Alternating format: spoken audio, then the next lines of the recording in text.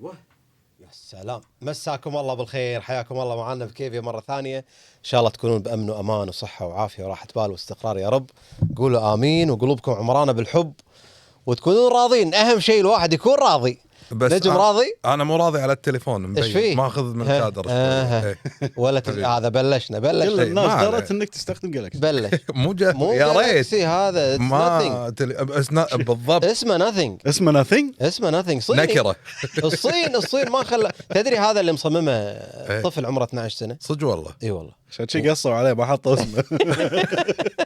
شلونكم يا الربع؟ الله يسلمك. طيبين؟ يا هلا. نجم شلونك؟ والله بخير الله أخبارك؟ يسلمك. أهل كيفي حياكم الله. كستنة جونت. أهلا وسهلا. ويلكم عبد الرحمن. اهلين وسهلين. يعني قلنا اليوم ماكو غيم وشمس بس عاد مو نظارة طب شمسية الشمس انت نورك اي شيء. هذه ترى قرب رمضان. إيه. الناس ماعين بلشوا يروحون الخفجي يشتروا صحيح. ودراري الاكاونتات شغالة على ودنه. نعم صح؟ وليش قلت الخفجي؟ لأن ما أدري إيش فيهم ربعنا لازم الخفجي. أنا بصراحة ماعين خفجي. والله الله يعطيهم العافية أهل الخفجي وكل شيء، بس ترى عندنا سوقة حلوة بعد. لا أرخص. صدق. أرخص يروحون يأكلون شنو خلية خالد ودرب حلو وعيش بخاري. اي وشاورما نقول اسمها عادي. شو اسمها؟ مفطح. والله لا لذيذة. شلون قلت؟ اسمها شاورما مفطح. شاورما مفطح. شاورما. ايه ما تصير والله ما جربتها. فتحت عندنا بالديرة. مفطح شيء وشاورما شيء. شاورما بس بنكهة المفطح. امش والله عجيب. يعني الحين قاموا ناقص يحط فيها عيش داخل. إيه يعني والله. انا خبري يحطون لك خشب يحرقونه علشان يصير سموكي. لا هذا مفطح. اوكي. إيه. حتى العيش البخاري ترى طعمه غير بالخفجي. لا هني لا لازم بالخفجي. هي كافي روحتها شي روت. الدرب حلو. اي الدرب حلو. حلو. إيه. بس اليوم في انجاز. اي اليوم الحلقه يا جماعه. إيه في اليوم إنجاز. اول شيء احنا قاعد نقول طارق قرب رمضان. أي. فبلشت بعض البروموز خلينا نقول ودعايات بعض المسلسلات تطلع والناس تحكي فيها وناس مترقبه بعض الاعمال اللي بتدش برمضان وفي اعمال اعلنوا انها ما راح تنعرض برمضان ما ادري ليش الله اعلم. بس شوف كل سنه شو يصير الحكي شو يصير الناس تقعد تراقب. بنتابع هذا هذا كنا حليو. أي. هذا كنا زوين. اي وراح نسولف عن جمهور شوي الراصد. اي بس انا عندي مداخله على طاري الرصد. يا كثر مداخله والله لا هذا شيء مهم والله. شكرا او نورت يا ابو علي. نورت. انا شو شمعة يعني اي لا بصراحة انا بالنسبه لي اقدر اتابع التلفزيون.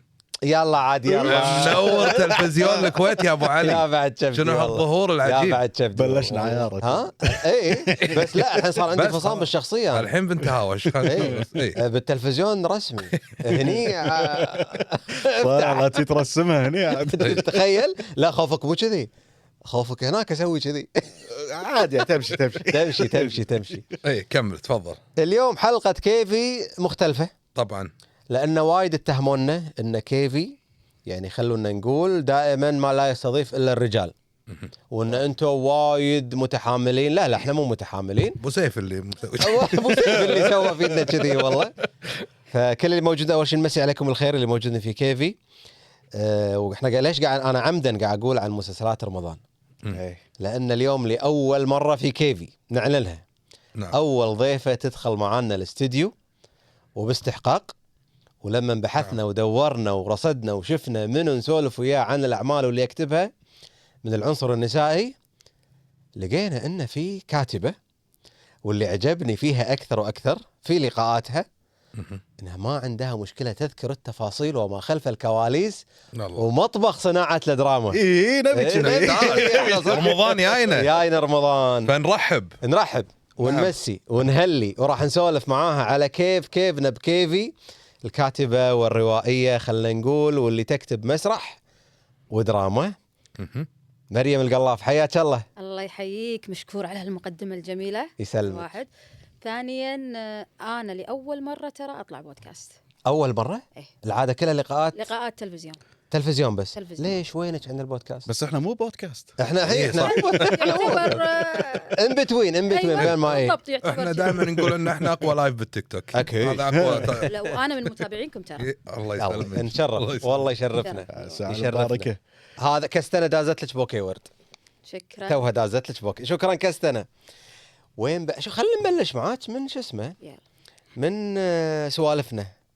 انا اللي يعني لقطني بسرعه اول ما نزل دعايته مسلسل تيم حسن مهم. اسمه مولانا اذا ماني غلطان. كان حاطين له مشهد يقلد فيه ياسر العظمه. صح. فجر الترند. وما شاء الله تبارك الرحمن اعماله كل سنه مختلفه هو- إيه. بالكاركتر بالقصه شنو المسلسل اللي مريم القلافه الحين مو من كتابتها تبي تتابعه ناطره. والله شوف انا من الناس اللي اتابع كل شيء تقريبا برمضان. اشوف مو جميع الاعمال إيه. ولكن يعني تقدر تقول 80% اشوف، لان انا ككاتبه ابي اشوف الناس وين رايحه، اي كتاب وين رايحين، بشوف القضايا اللي انطرحت شنو، اوكي. فاحب اشوف وبعدها اقدر اقرر ان هذا العمل كان جيد، هذا العمل كان ممتاز. هذا يمديك يمدي ويمدي في اشياء اشوفها برمضان، في اشياء بعد. بعد رمضان. انا والله اقدر اتابع عملين والباقي بعد رمضان. اي ما اقدر اتابع. لا يعني تقريبا هو في يعني انا اقسم وقتي، في وقت للتلفزيون، وقت نقدر نقول للمطبخ، اوكي وقت راح ني العبادة. للمطبخ راح ني وقت العباده، حلو. والباقي الوقت اذا ما في زوارات او غبقات. في طلبات شوف من الحين ما بلشنا الطلبات قاعد يقولون كتبي خيالي وفانتازيا. يبون خيالي وفانتازي. هو صح بس انا صدق مو صوب الخيالي كلش. اي انا وايد احب الواقعي. انت واقعيه اكثر. وايد. جايين لها جايين لها. عندكم جاهزين في اسئله ولا ما ادري شكلكم كذي ناطرين؟ والله اي لا انا ناطر. احنا مع السؤال. زين خلينا نوزع المهام. وين المايه تاخذنا؟ زين لا توزع لا توزع. لا في شغله مهمه لان قاعد الاحظ في اسئله وطلبات قاعد تجي. عبد الرحمن اقرا الكومنتات. لا نوت الاسئله المهمه. سوري بس انتوا طلبات. الاثنين لا تقرون كومنتات. احنا بدليات. زين ابي ارجع قبل لا ابلش. شنو طقوسك قبل رمضان؟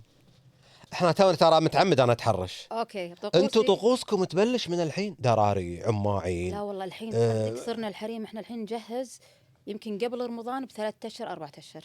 والله ليش؟ عن الزحمه، عن يعني يعني من الحين مسوين زحمه. احنا مسوين زحمه من الحين إيه؟ من الحين مسوين زحمه. خلصتوا شغل رمضان ولا الحمد لله خلص. زين اهم شيء الماعين. اهم شيء ما ادري ليش نحس ان كنا برمضان ما عندنا ماعين. لا ما لازم عندنا يدد. سحون، ما عندنا قفاش. ما عليه بس احنا الانسان نعرف حالته لوين وصلت. نقول تكتبين اسمك على الجذور او لا. المواعين. صراحة لا. حق الحين كله عرف- تصدير. عرفنا الليفل إيه، الحين. لا حق النكسة ما زينة. وصلت لهالمرحله بعد. عشان تمام. ما يضيع عشان ما يضيع المعون ولا لا، الجدر. الحين تطوروا وخلاص الحين ما شنو قاموا تركاتكم؟ بلاستيك او خلاص يشترون ماعون لا يدرون انه ما راح ينرد إيه. فخلاص يلبسونه حلو. تصير مع الهديه. بالضبط. هذا القصدير. اي بالضبط، عرفته؟ إيه، استخدام خلاص. مرة ما حد واحدة. قام يطرش جدره لانه يخافون انه ما ينرد فخلاص. ما حد قام يسال وين جدري. بس ما تزعلون على بعض اذا ليش دازت لي بلاستيك. لا خلاص.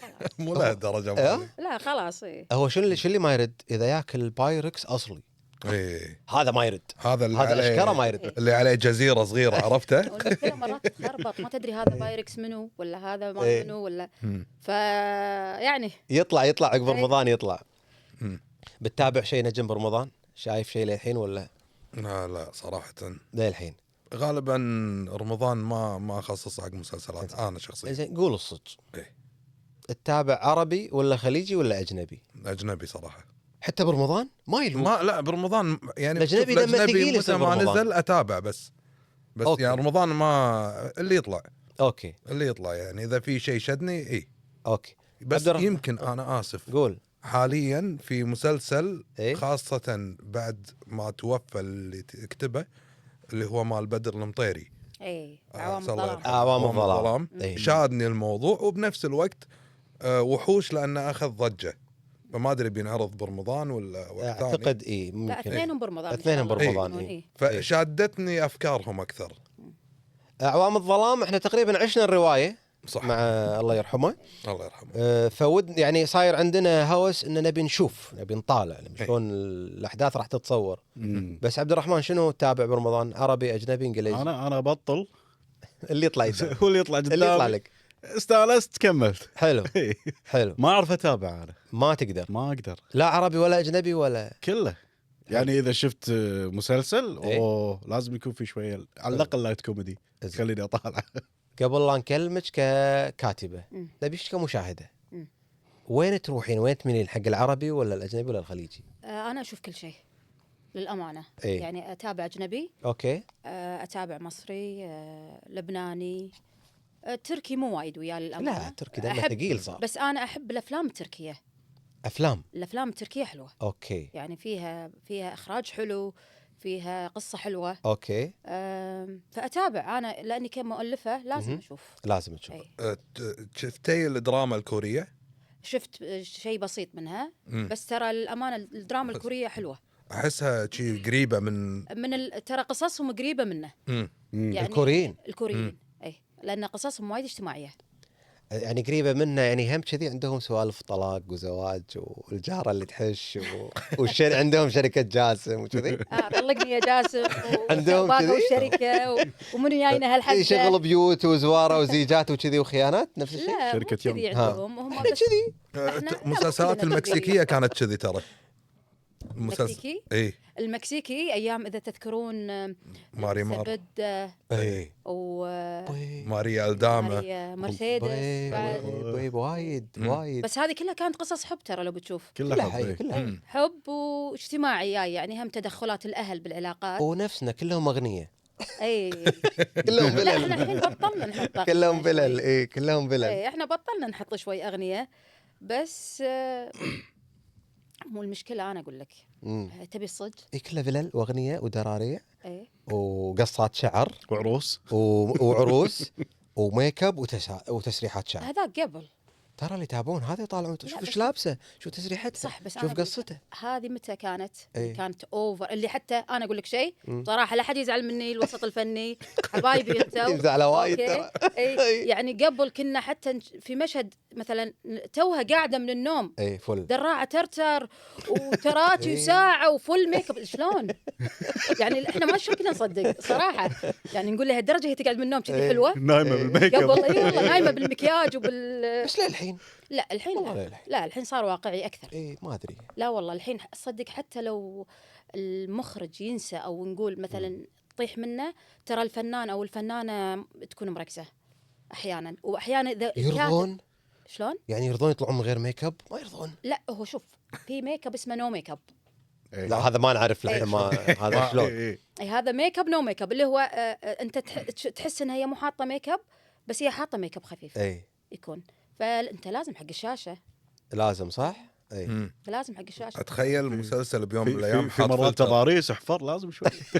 لازم. اي بالصدق هي مو كذي. اي بالصدق مو كذي. ابي ارجع ما يخالف، خلينا ناخذ شويه ويا جماعه اللي موجودين معنا باللايف اي واحد عنده سؤال خليه يحطه، وعبد الرحمن راح يحطه بين فوق، ولونج مودريتر ويانا هم يضبطنا في الامور. انا قعدت اشوف لك انت متى نقول مريم القلاف دخلت تكتب تبلشتي روايات؟ انا بلشت روايات بعدين انطلبت مني روايه ايه اني احولها مسلسل. هني دخلتي عالم المسلسلات؟ هني دخلت عالم المسلسلات، بس قبل لا ادش عالم المسلسلات دخلت عالم المسرح. قبلها مسرح دخلت مع اول مسرحيه كانت لي مع محمد الحملي اللي هي سكه سفر. صح. اللي هي كانت عوده الله يرحمها انتصار شراح وداود حسين بعد 17 سنه انقطاع. اوكي. يعني انت بلشتي مسرح على طول بعدين بلشتي قصص تكتبين؟ لا بلشت اول شيء روايات. اي هذا قصدي اول شيء روايات. اوكي. واثناء يعني عقب ما نزلت اول روايه الحمد لله، يعني اول روايه نزلتها اخذت يعني صيت حلو ومبيعات قويه كانت. كستنا قاعد تقول لك قويه كانت سالفه شو اسمه المسرحيه تقول رحت لها سكه سفر. خلني عند المسرحيات. الكل يقول مسرحيات ما فيها تاليف، قطات غشمره خروج على النص، ويقول لك النص يمكن يطلع له يمكن 20 صفحه 30 صفحه، والباقي كله على الممثلين. هو شوف مو كذي بالضبط، لا يعني هو في قصة، احنا دائما نقول في بداية وسط نهاية. يعني انت لما كتبتي سكة صفر شنو كتبتي؟ شوف انا شلون كتبتي؟ انا اقول لك والله قصة إيه. سكة صفر هذه يعني كانت اسرع مسرحية، وبنفس الوقت اقرب مسرحية لي يعني لليوم. يعني انا اذكر ان محمد الحميلي دق علي كان يقول لي مريم ابيك اجتماع ضروري. مم. فقعدت معاه كان يقول لي، طبعا اعطيك السالفة باختصار يعني، ايه كان يقول لي مريم انا معاي هالسنة داوود وانتصار، ابي اوكي. نص. فمديل معاهم قبل النص ما يدرون شو. هو يبي تخيل يعني الديل قبل النص. يعني إيه يعني فاجأني، كان يقول لي يعني انت تدرين شنو داوود؟ قلت له محمد يعني كانت اول تجربة لي ايه وخايفة. كان يقول لي جو روحي اوكي عندك اسبوعين واشوف النص قدامي. اوكي رديت البيت بالضبط اللي سويته، ايه اني انا قعدت اشوف ارشيف داوود وانتصار الله يرحمها كامل، اوكي كل الاعمال اللي جمعتهم ببعض، اوكي كل الاعمال سواء المسرحيه او التلفزيونيه. حلو. انت شوف شنو الكيمستري اللي يجمعهم بعض، شنو اللي يجمع الروح، شنو كانت إنزين. وين. فخذيت هذه الشغله وعلى اساسها كتبت مسرحيه سكه صفر.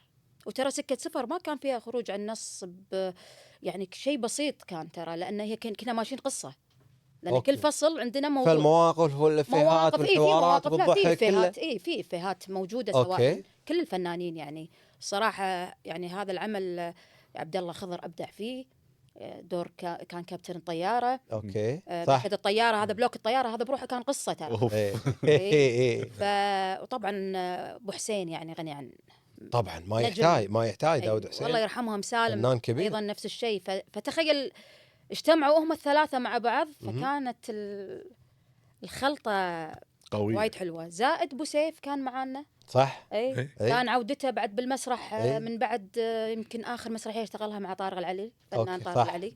مم. فكان العمل جميل. بس هل كان عمدا ان ابو سيف كل مشهد له بالطياره؟ يعني درب الزلق بالطياره، صح، هني كله بالطياره، طيارة. هو ولما صح، يقعد ما ويانا أدري. هني يسولف عن المطارات ومشاكله مع المطارات. ايه صح، هو تصدق ما ادري ليش سبحان الله. لا اعتقد بعد اذا ما خاب ظني إيه. اعتقد لابس نفس الجاكيت اللي كان لابسه صح. في درب الزلق. راكور هذا بكل إيه. طياره راكور. بالضبط. ابو سيف عنده إيه. راكور. واعتقد اذا ما خاب ظني بعد يمكن يوم لما سافرنا امريكا اعتقد هو بالمطار كان لابسه بعد. صح. بعد شوف اعتقد. شيء قاعد تقول والله هذا سؤال، شلون تيجي فكره المسلسل؟ شلون تجيني فكره المسلسل؟ يعني ايه يعني فكره وتقومي تكتبينها ولا تشوفين مواقف؟ شوف راح اعطيك موقف مثلا بسيط.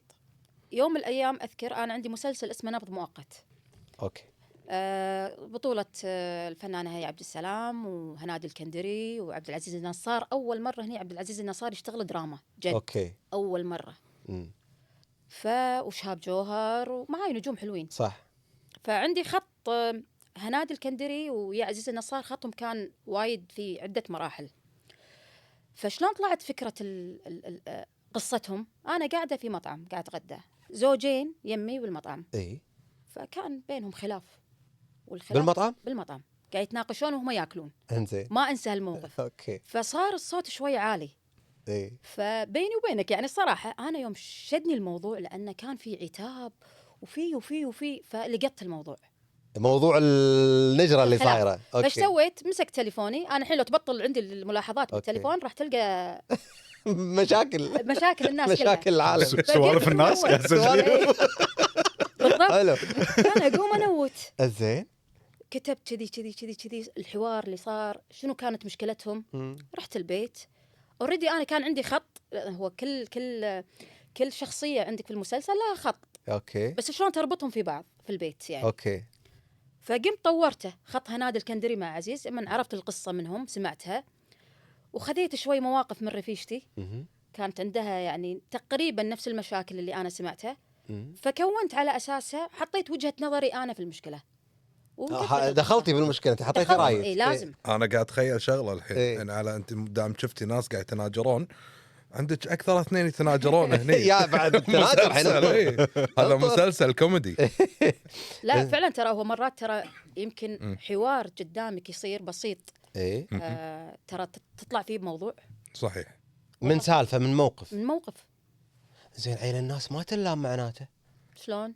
يعني كل سنه برمضان، خصوص ما ادري ليش بس برمضان، اكبر رمضان ما يقولون هالحكي، اللي هو مثلا يشوفون لنا مشهد مشهدين ثلاث، او بعد خامس حلقه سادس حلقه على طول التعليقات ثابته كل مرة حافظها.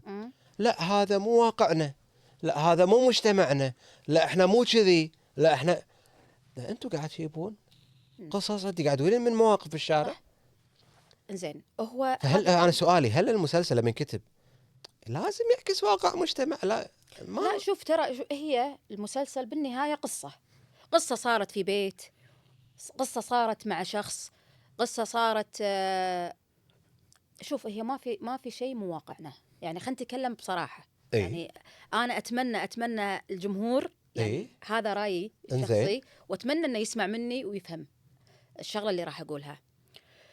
احنا حاليا في زمن كل شيء بالسوشيال ميديا موجود، يعني مثلا صارت جريمه قتل قريناها في السوشيال ميديا. اي صار اختطاف قريناها، صارت مشاكل بين الاثنين قاعد يتهاوشون بالسوشيال ميديا. بالسوشيال ميديا صرنا نشوف كل شيء في التليفون. اوكي هم الحين ليش منصدمين ان في بعض القضايا يقول لك والله مجتمعنا ما فيه، ولو انه لو ترجع للزمن الثمانينات والتسعينات ترى كل شيء موجود. ولكن انا قلت ايش كثر زعلوا علي. لا ترى كل شيء موجود، ولكن طق ما كان في السوشيال ميديا. أي. كان الخبر نقراه بالجريده، ومو كل خبر كان ينطرح بالجريده. اوكي يعني مو كل صحفي ممكن يكتب الجريمه اللي صارت او ان القضيه اللي صارت، كان في تحفظ. الحين احنا لا، في عالم مفتوح. انت الحين في مصر تصير قتل ويصير انت تدري فيه بتفاصيله كامله وانت قاعد في بيتك. بوقتنا كنا نعتمد على مجله الجريمه. بالضبط بالجريمه. صحيح. هذاك التيك توك مالك. ايه لا تقول لي بالضبط. ما في شيء. لا شوف الخيانه الزوجيه موجوده، يمكن انا اقول لك اياها في الكويت او بالخليج. إيه؟ انا ما اقول لك النسبه ما تتعدى ال 50%، اذا مو اكثر، اذا الخيانه موجوده. الخلافات الورث ما ورث موجود لليوم، كاهل المحاكم موجوده صحيح. وشغاله على هالقضايا. اللي يقولون لا الحين ماكو، لا للحين موجود قضايا الورث موجوده. شنو تبي؟ قضايا مثلا سرقه، قتل، خطف موجود. زين اذا ما كانت هذه المواضيع اصلا، شنو نستوحي من شنو القصص يعني؟ بالضبط. يعني هذا هل هو. تبون مسلسلات مثاليه بس كل شيء إيجابي بالنهايه انا فيها؟ ما راح اشوف يومياتي العاديه يعني.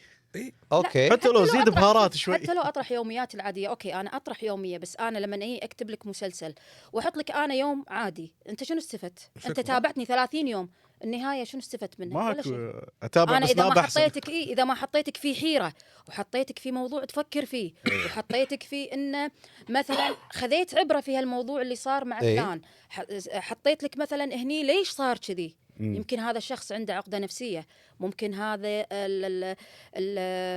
مثلا اذا كانت في خيانه إيه. زوجيه، نقول مثلا يمكن هذا الشخص غصبوه اهله على الزواج وهو ما يبي يتزوج هذه الانسانه مثلا. شوفوا احنا قاعد نسولف برقان قاعد يقول استاذه نبي شيء جديد، احس ملينا من الاسره والورث والخيانات، ويقول تقبلوا مروري كل ارائكم، وترى احنا سوالف بكيفي، اللي بخاطره شيء يقوله ما في حساسيات. لا يقول لك ملينا لا هم ترى ملينا طلاق وزواج وورث هو معاه حق تبي الصدق. يعني شوف الحين وخيانات وما ملينا. هو صح، لأن شوف أنا أقول لك شغلة، إحنا في الخليج حاليا أو في الكويت، أنا إيه؟ ما أبي أقول في الخليج، إحنا في الكويت عندنا شوي موضوع الرقابة شوي. يعني إحنا مضطرين أن نكتب في مجتمع، نحاول كثر ما نقدر أن ما نطلع سيء وايد، أساس أن عندنا خطوط. مع ان التهمه انه وايد مطلعين انتم المجتمع سيء. لا ترى شوف اللي يطلع المجتمع سيء هذا ثق تماما ان هذا غير، إن الناس مو مر تحت رقابه الكويت. اي الحين في منصات قامت تنعرض برا وهذا يعني. انا اتكلم هذا الكلام على مسؤوليتي انا. لا انا اقول لك الصدق. اي عمل تشوفه فيه مثلا صارت عليه ضجه وصار عليه كلام وان هذا مو مجتمعنا و ثق تماما ان هذا العمل ما مر من رقابة تلفزيون الكويت. يتعمدون انهم يثيرون الجدل؟ في ناس تتعمد، في ناس تكون القضية حلوة، ولكن ممكن مرات تصير غلطة فنان. يعني شوف مثلا في عمل أنا تابعته بدون ذكر أسامي، العمل جميل وطرح قضية حلوة، ولكن لبس الفنانة كان فيه مو حلو. ما كان، أنا حسيت إنه ما له معنى إن أنت تطلعي لي بهالصورة هذه، ما أنت احنا معتمدين على القصه مو معتمدين على اللبس. يعني ما ضاف شيء حق القصه ما ضاف شيء نفسها. للشخصيه ولا ضاف شيء للمسلسل، فصار عليه لغط المسلسل. ولكن العمل حلو، العمل فيه قصه. ولكن اللي خرب على العمل وسوى فيه ضجه بالسوشيال ميديا لبس الممثله اللي كانت موجوده. يعني هذه نقطه. احنا لان ما نطالع المسلسل، احنا ربعنا يتصيدون، خلينا نكون صار تصيد ولا ما تصيد. اي كان يعترف اي هذا اللي قال نجم ترى. عبد الرحمن تصيد ولا ما تصيد؟ لا انا بصراحه احب اشوف شيء ممتع. شكرا انت يعني صديقي، انت صديقي. يعني نفس ما على شنو بس عفوا لا نفس ما قالت الاستاذ تو إنه في اشياء ما لها داعي، يعني لبس ولا حركه ولا كلام قاعد ينقال ما ضاف شيء، يعني يصير فيني اطوف ورا دكان. ليش قالت كذي او ليش قط هالقطه صح؟ اي ما يعني ما ضاف شيء ولا خلاني اندمج بشيء، ما سعي ولا استمتعت بشيء. كنا هو بخاطره يقولها وقال. اي بس نجم يتصيد القصه اتصيد بس بالضبط. دقيقه. شوفوا احنا عندنا واحد الحين، عندنا واحد اعترف ان انا اتصيد. اتصيد على شنو قصدك؟ على القصه والمثلا الشغلات الغلط طالع فيها. شلون طالع او طالع شنو قايل او شوف هذا شنو لابس او هذا شنو. انا مرات يعني مثلا يصير عتب على الاخراج اكثر، يعني هذا الاخراج هذا يبي له حلقه كامله. ايوه انا من هالناحيه قلبي شايل. اي انا هني اتصيد مثلا. ما يصير، انا ندري انه يمكن دائما احنا يستوردون فنانين ويكوتونهم عندنا على عيني وعلى راسي، بس انت لازم تشوف انه غلط، قاعد يسوي تصرفات غلط او انه حتى يعني كلامه غلط. مثلا انا هني اطالع ادقق، لان انا هم ابي اشوف شيء ما احس ان يعني لا تقول لي من نوعيه اللي احنا بالكويت ما نقول هالكلمه، لا نقولها كذي مو كذي. لا هذا جزء من الاشياء. مثلا انا لما اجيب شخص تمام لازم يكون متمكن. اوكي. وهم بنفس الوقت حتى الممثلين لازم حتى يختبرونهم على ادوارهم. كاستنج قصدك؟ اي كاستنج. هو ترى احيانا يصير في كاستنج للامانه يعني، واحيانا في تصير بروفة طاوله قبل العمل، قبل لا ندش تصوير في بروفة طاوله وفي جروبات. بس مو الكل في جروبات بس مو الكل. وفي جروبات مو لازم كاستنج. وفي ارقام في صح. ولكن شوف ترى الناس الحين صارت اعتقد يعني انه في وعي. اذا شافت هالجروب كل سنه نازل نفس الجروب ترى راح تمل. يدخلون واحد جديد عليه يعني على اساس انه ترى احنا مو جروب. اي بس انه يعني انا شوف تصدق انا يمكن مو ضد ولا معه، ولكن اوكي الجروب ممكن اكرره مره مرتين، ولكن التغيير حلو. صاروا يطعمون الحين بمشاهير تيك توك. هذا الارقام بعد قولي لي كاستنج هم جايبين فلان عشان عشان التوزيع والبيع بالضبط. ما في ما هذا كلش ما في كاستنج. لا يعني الحين اذا انا عندي فكره مسلسل ولا مسرحيه يعني ما يصير انا اقعد اغصب الادوار على اللي موجودين بالجروب. يعني ليش ما يعني سالفه الجروب هذه احس تحدني من وايد اشياء. يعني انا مثلا عندي ادوار مجرم والجروب كلهم اشكالهم مجرم، فلازم شويه اغير. فسالفه الجروب انا ما اشوفها حلوه كعمل فني. حلوه اني اطالعهم والله لان احس اني قريب منهم كل مره قاعد اروح لهم ممكن، بس مو كعمل متكامل. صح. انا يعني ايد ان صح كثره الجروب او يعني كل سنه موجود نفس الجروب. انا ضد يعني انا كمريم انا ضد، لان اول شيء حلو التغيير، ان انت مثلا تشتغل مع جميع الفنانين وكل مثل ما قال اخوي كل شخصيه لها كاركترها لها. يعني حتى احنا المؤلفين لما نيجي نكتب ترى احيانا نتخيل الفنان واحنا قاعد نكتب النص. يعني انا اتخيل مثلا هذا الدور حق سين من الناس، اتخيل اوكي. فحلو اللي اتخيله فعلا اشوفه واقع. ما يخال انا خلينا نقول ما يزعلون ربعنا ما يزعلون. الحين مثلا لما اشوف بيبي عبد المحسن مشهوره بالسوشيال ميديا ومعروفه من زمان ولها جمهورها وكاركترها، تقنعيني ان المسلسلات انكتبت على كاركتر بيبي؟ لا. او لما الحين قاعد اشوف كنا انا اذا ماني غلطان هم حمد قلم عنده تجربه. اي عنده تجربه صحيح. التجربه هذه صارت بناء على كاستنج او انكتب العمل بناء على كاركتره ولا استدعوهم يا جماعه هذول لهم جمهور حطوهم في هذا العمل بنوقع وياهم خلينا نعبي العمل. فالناس تبدي الجمهور يبي يتابع العمل مو عشان العمل، عشان حمد شخصية. قلم، عشان بيبي، عشان سين من الناس، من مشاهير اصلا سوري. بس قاعد تصير هي قاعد تصير. شوف يعني ولا اللي اذا انا غلطان قولوا لي بعد، ما ادري. لا هي قاعد تصير فعلا. وترى على فكره انا الحين واحده من الناس ترى قاعد اتابع عمل بيبي اللي هو يوم شفتك، اوكي. المسلسل اللي هي مع روان إيه. وحمد اشكراني.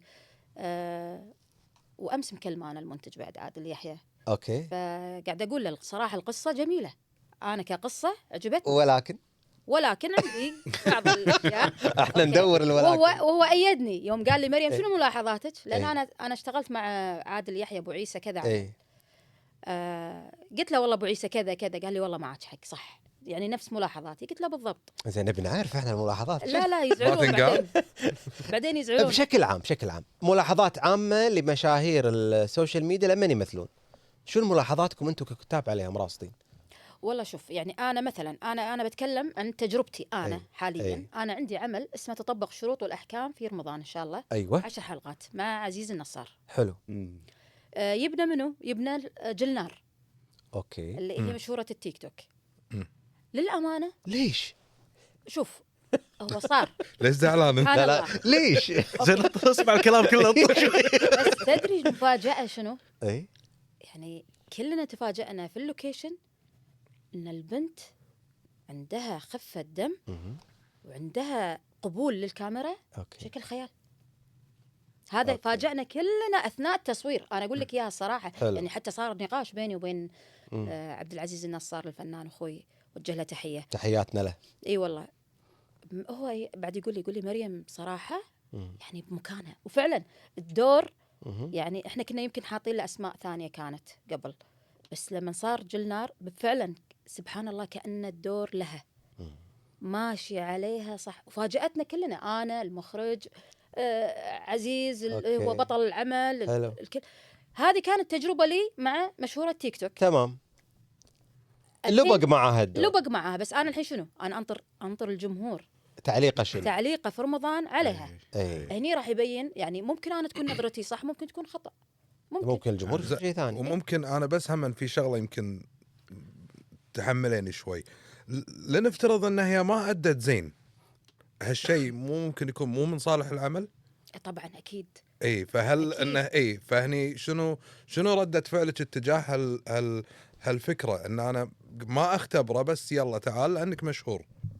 فهل هالشيء هذا ممكن ياثر فيك؟ لا اكيد. يعني شوف يعني مثلا لما نحط احنا اسماء الممثلين، ومثلا مثل ما قلت نجيب سين من الناس، مثلا شخص اول مره يمثل اثناء التصوير اشوف حلو مو حلو، خلاص انا ما راح اوقف رزقه. شوف هذه نقطه وايد مهمه. مستحيل اثناء العمل اقول لهم خلاص غيروا فلان ولا شيلوه ولا لا، خلاص هذه خلاص توقع عقد انتهى الموضوع. هذه رزقه الفنان جايته خلاص. بس شنو ممكن انه خلاص العمل اللي جاي مو معي، او نشد عليه بنفس العمل.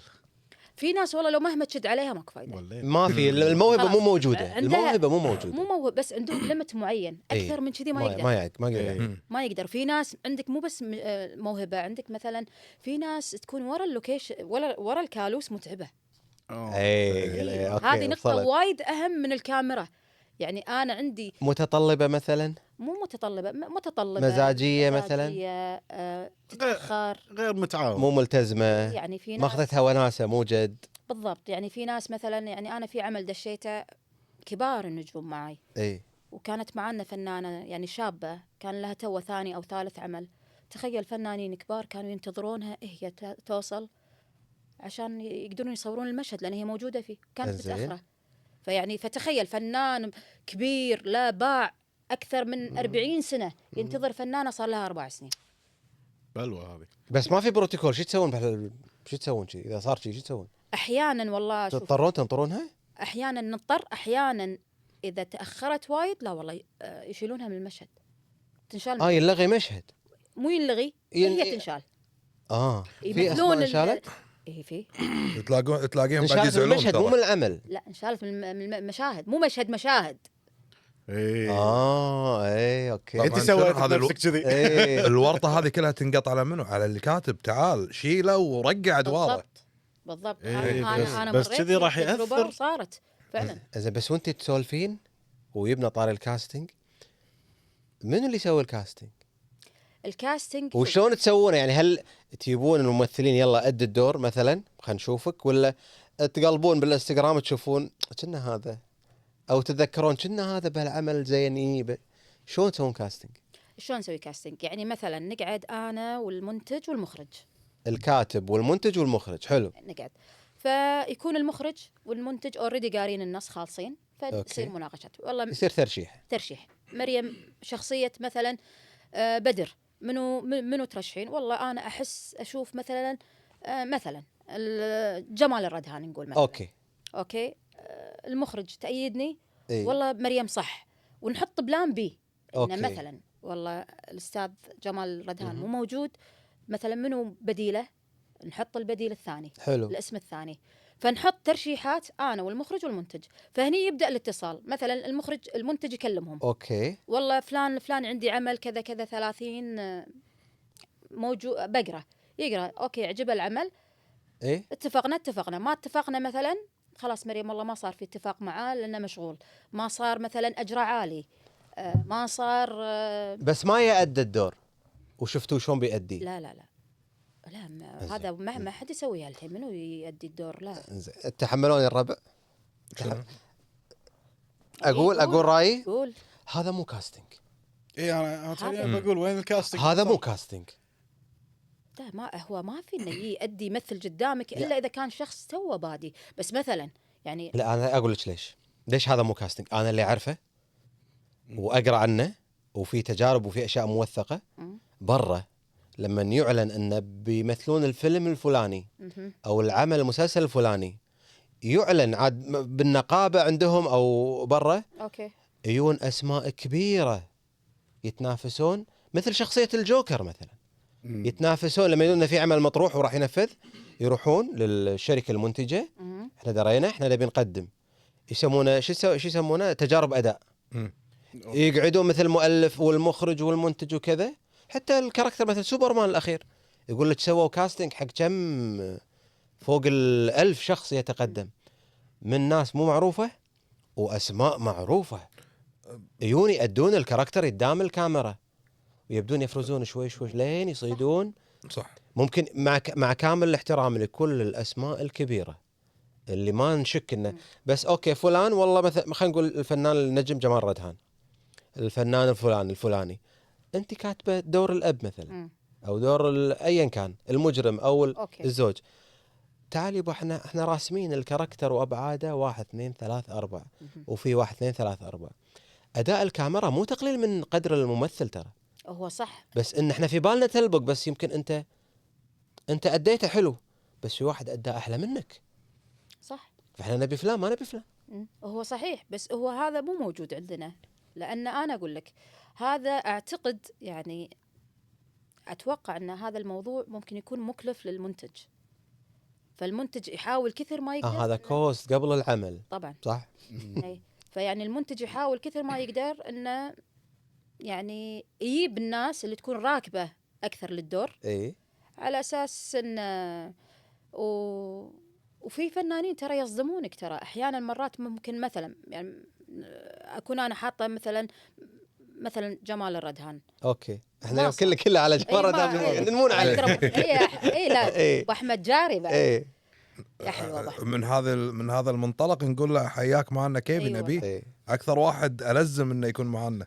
اي والله ابو احمد يا حلو سوالفه وحداك ترى ادري ترى حداك حداك كبير. إيه، حداك وعنده كبير. عنده شغله غريبه هم؟ يعني يخرع بالابراج.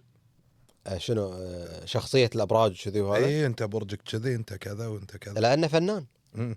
فيدرس ابعاد الشخصيات ثقافه جدا نعم جدا عاليه. إيه. جل تحيه ابو احمد. فنرجع نقول احنا ما عندنا كاستنج. احنا ما عندنا كاستنج بالطريقه هذه، لا والله صراحه ما اي يعني بالتليفون. بالتليفون بروفة الطاوله تصير. اي هني المخرج مثلا يعطي ملاحظات للفنان او الفنانه ان انت دورك كذا، لازم تكونين كذا، لبسك طريقتك و الى اخره يعني. اوكي. هني في سؤال، طيب اذا الممثل صار له كارثه قبل لا ينتهي التصوير شو تسوي؟ خلاص قدر الله ما شاء بعد مات. فعل. اي بالضبط. صارت الحين. صار إيه. لا صار اي نسوي اي. لا الممثله السوريه عسى الله يرحمها. هدى الشعراوي. اي اي توها مم... توفت. الحين عندها مسلسل اي يقول ناطرينها مايت. اي عسى الله يرحمها. إيه، عسى الله يرحمها. هذه لا تصير. انا اعطيك مثال خليجي قريب، مم. مو قريب وايد، بعيد يعني شويه. الله يرحمه الله مثال. يرحمه الباروني يوم توفى كان قاعد إيه. يمثل عبرة شارع، اي صح. صح. كانوا قاعد يصورونه، فاضطروا انهم مشاهده تلغي، ياخذون مشاهد بس من الظهر، يابا واحد اي شابه يشابهه من الخلف إيه. بس. صحيح. وخذوا لقطات وباقي المشاهد اللغت. وان ما خاب ظني بعد كنا مشاري البلام الله يرحمه كان مصور جزء من المسلسل. لا خلصه، اللي هو خلصه. ايام إيه. ايه ايوه انعرض بعد وفاته. انعرض بعد صح. بعد وفاته، فتصير في نقطة ودي اتكلم عنها. بس خرعتني نقطتك وايد قويه. انا كلها صرت صح؟ اي تفضل. توني او المسلسل اللي انتم شغالين عليه قلت لي 10 حلقات صح؟ إيه. انا هذه الشغلة يعني من زمان وانا تنرفزني سالفة ال30 حلقة. ايش معنى 30 حلقة وكل مسلسل اشوفه 30 حلقة 80-90% منهم حشو عشان يكون 30 حلقة. تعبئه. هو صح. اي فلما اشوف مسلسل 10 حلقات 4 حلقات على طول اروح اطالعه، لان ادري هذا بيعطيني قصه بدايه ونهايه وشغل تمام، ما في مط. فايش رايك بهالموضوع؟ هو شنو سالفه ال30 هذه؟ 30 هي ترى 30 مطلوبة لأن كانت القنوات تطلب، عدل. عشان كذي إيه. الحين لأنه صار توجه القنوات نوعا ما، صار في عندها ثقافة إن ولو إن هذا الشيء ترى موجود عندنا بالكويت من زمان، من ال10 حلقات من السبعينات والثمانينات اللي موجودة، اللي هي 15 حلقة 13 حلقة درب الزلق. بالضبط. صح. على الدنيا درب الزلق. السلام، على الدنيا السلام كلها اي. رقية وسبيكة. اي صح. في وايد أعمال إيه. ترى كانت 12 13 صح. حلقة ما تتعدى. اخرها كان شو اسمه شو اسمه قلوب من لا كوميدي كان شنو؟ بيوت من ثلج. بيوت من ثلج. إيه. بيوت من ثلج. إيه. إيه. إيه. فهذه موجودة كانت عندنا، اللي هي حتى السهرات اللي كانت صح. مثلا من جزئين أو 3. اي الانحدار مال الانحدار بالضبط. اي اي إيه بالضبط. الحين ردوا للتوجه هذا، بالعكس أنا وايد أيد أن مثلا نرجع لل15 وال10 حلقات، لأن ككتابة القصة راح تكون محبوكة أكثر، المشاهد راح يندمج معاك أكثر، عدل. لأن أنت كل حلقة راح تضطر أنك فعلا تعبيها أحداث، لأن أنت عندك 15 فأنت تبتحاول تسابق حط الزمن. حوارات، حط يوميات عادية وحط. لا هذا إذا يوميات عادية، إذا صارت عندك 30. اي 30 اوكي. بس إذا صارت عندك 15 أو 10 لا أنت مضطر أنك كل تضغط حلقة الحدث. بداية ونهايتها مقفولة صح، وعشان وكإنتاج تسوق افضل ترى يزيد الانتاجيه.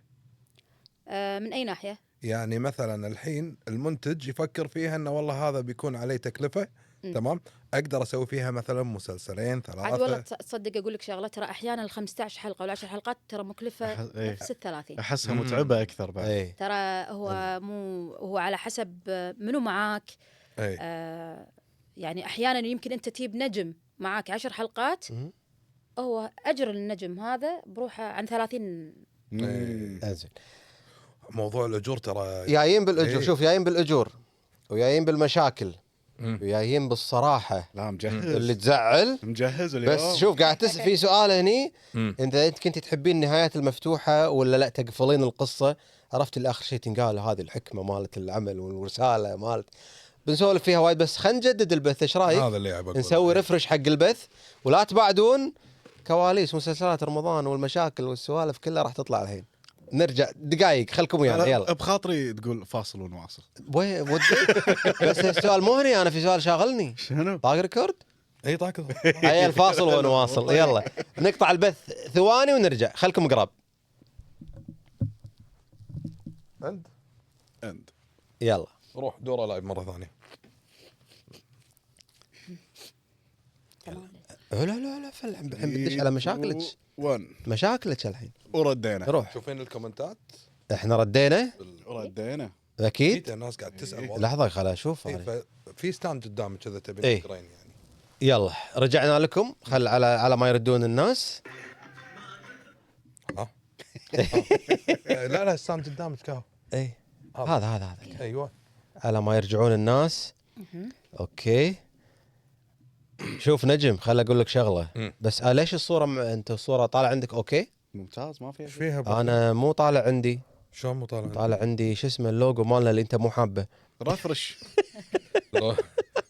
بنغير اللوجو يا جماعه. لوجو كنتاكي هذا. لوجو كنتاكي لوجو كنتاكي بنغيره خلاص، قلنا لك غيره. اوكي يلا يا جماعه الكل يسوي شير على اللايف. ضروري. وهم نبي نسالكم شنو المسلسلات اللي راح تتابعونها السنه برمضان؟ مو بس كذي. شنو؟ وليش بيتابعونها؟ صح وليش صحيح. انا كمريم يهمني يعني. والله انا يعني خالف، انا من قعدات كذي بعد الفطور وهذا اقعد اسمع السوالف اللي تدور. كل السوالف اللي تدور ما قد سمعت عن القصه. والله مثل ما قلت لك في لبسهم من وين هالسنه، دراريعهم من وين، ولا الستايلهم من وين.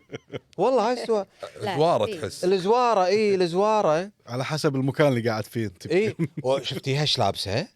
شفتي واخ زياد قاموا يطلعون كذي، قاموا يطلعون يعني يدور الحكي من هالزاويه.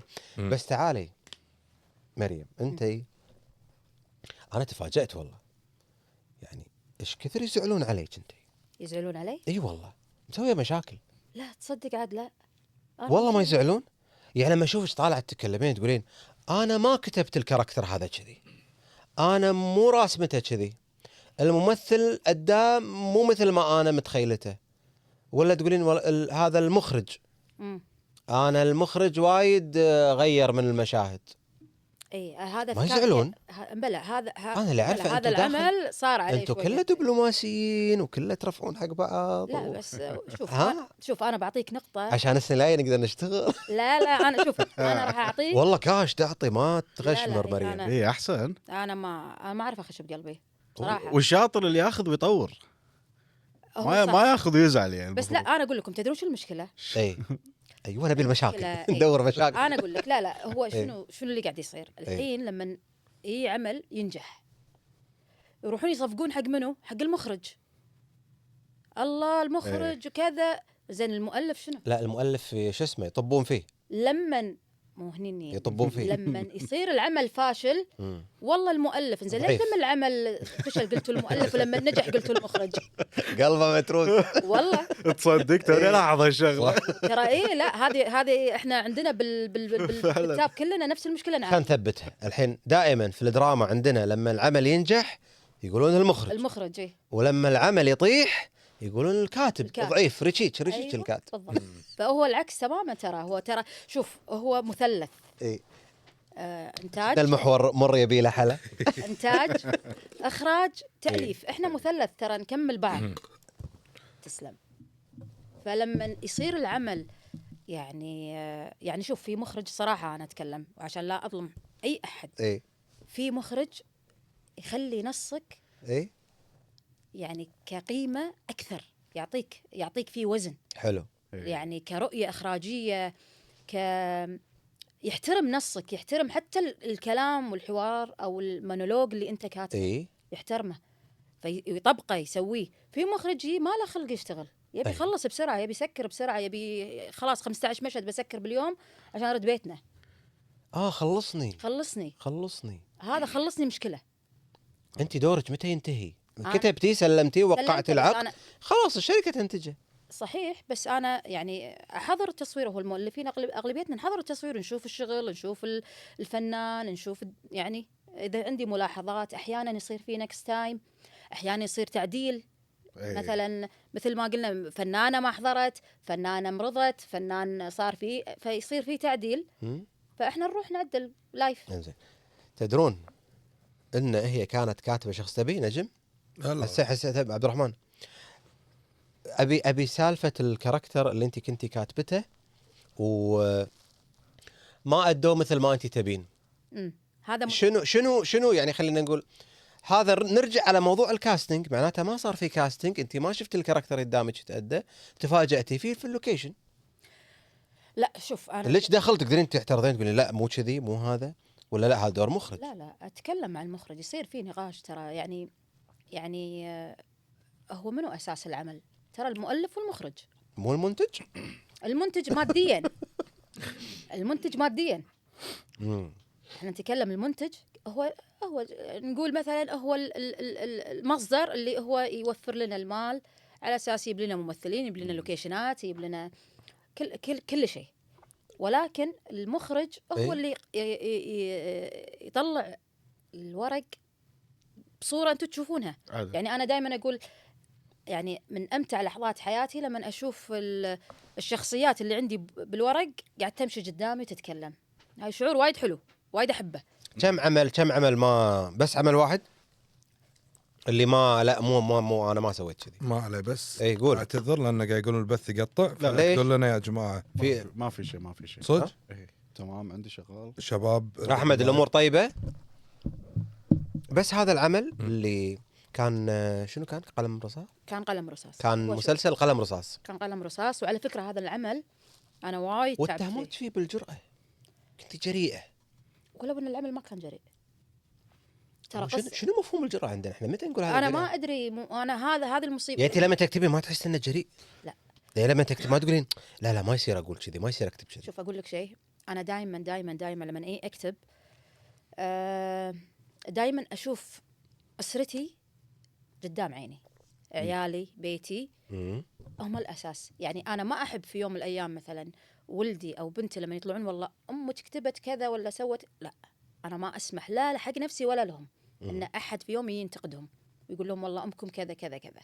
أنا أكتب، أحب أروح. يعني شوف كل كاتب ترى يتمنى يصعد ويروح. وين بتروحون؟ وين بتوصلون؟ وين بتروحون؟ مو كذي. اي وين شنو ودك تكتبين بس ما انت قاعده؟ شوف مو إنه ودي أكتب مو قادرة، أنا ودي أكتب يكون كإنتاج فخم. يعني شوف أنا أعطيك مثال. الأعمال المصرية أنت تشدك الصورة قبل القصة، صح؟ انا تشدني الالوان، الكادرات، الدخله، مو بس الفرش كذي. للكاركتر. ترى أغلبية اللي قاعد تشوفه عندهم كلها استديو أو المدينة. اي بس انه صدق ما تفرق. شكرا. ما تفرق. فمثلا هم هناك يقولوا لك تبي مقبرة يوفروا لك مقبرة، تبي مشرحة في مشرحة. احنا الكويت ما عندنا، ما تقدر تصور، لا تقدر تصور بمشرحة، لا تقدر تصور بمقبرة، لا تقدر تصور، وايد اشياء ممنوعة عندك. زين انا عندي عشان كذي احنا بس كله فيلل وبيوت. عشان كذي كله فيلل شركة وبيوت. فيلل بيوت شركة كله اندور. اي كلش بالسيارة. اي والله. احنا عندنا وايد اماكن ما يعطونك تصريح انك تصور فيها. زين شلون انا اروح بخيالي؟ بس هذا يقول انا بس كذي طرب سؤال، بما انه في حدود في الكتابه، شو تسوين اذا حاشك بلوك ما تقدرين خلاص ما تقدرين تفكرين بشيء لان كل شيء مسكر دار مدارج؟ اوقف، انطر لين شوي، يعني اهد اللاب شوي، اوكي، خليه يوم يومين ثلاث على حسب، وبعدين ارجع له. بس غالبا الفتره احاول كثر ما اقدر اني اقرا او اني اشوف شيء على اساس يفتح معاي البلوك.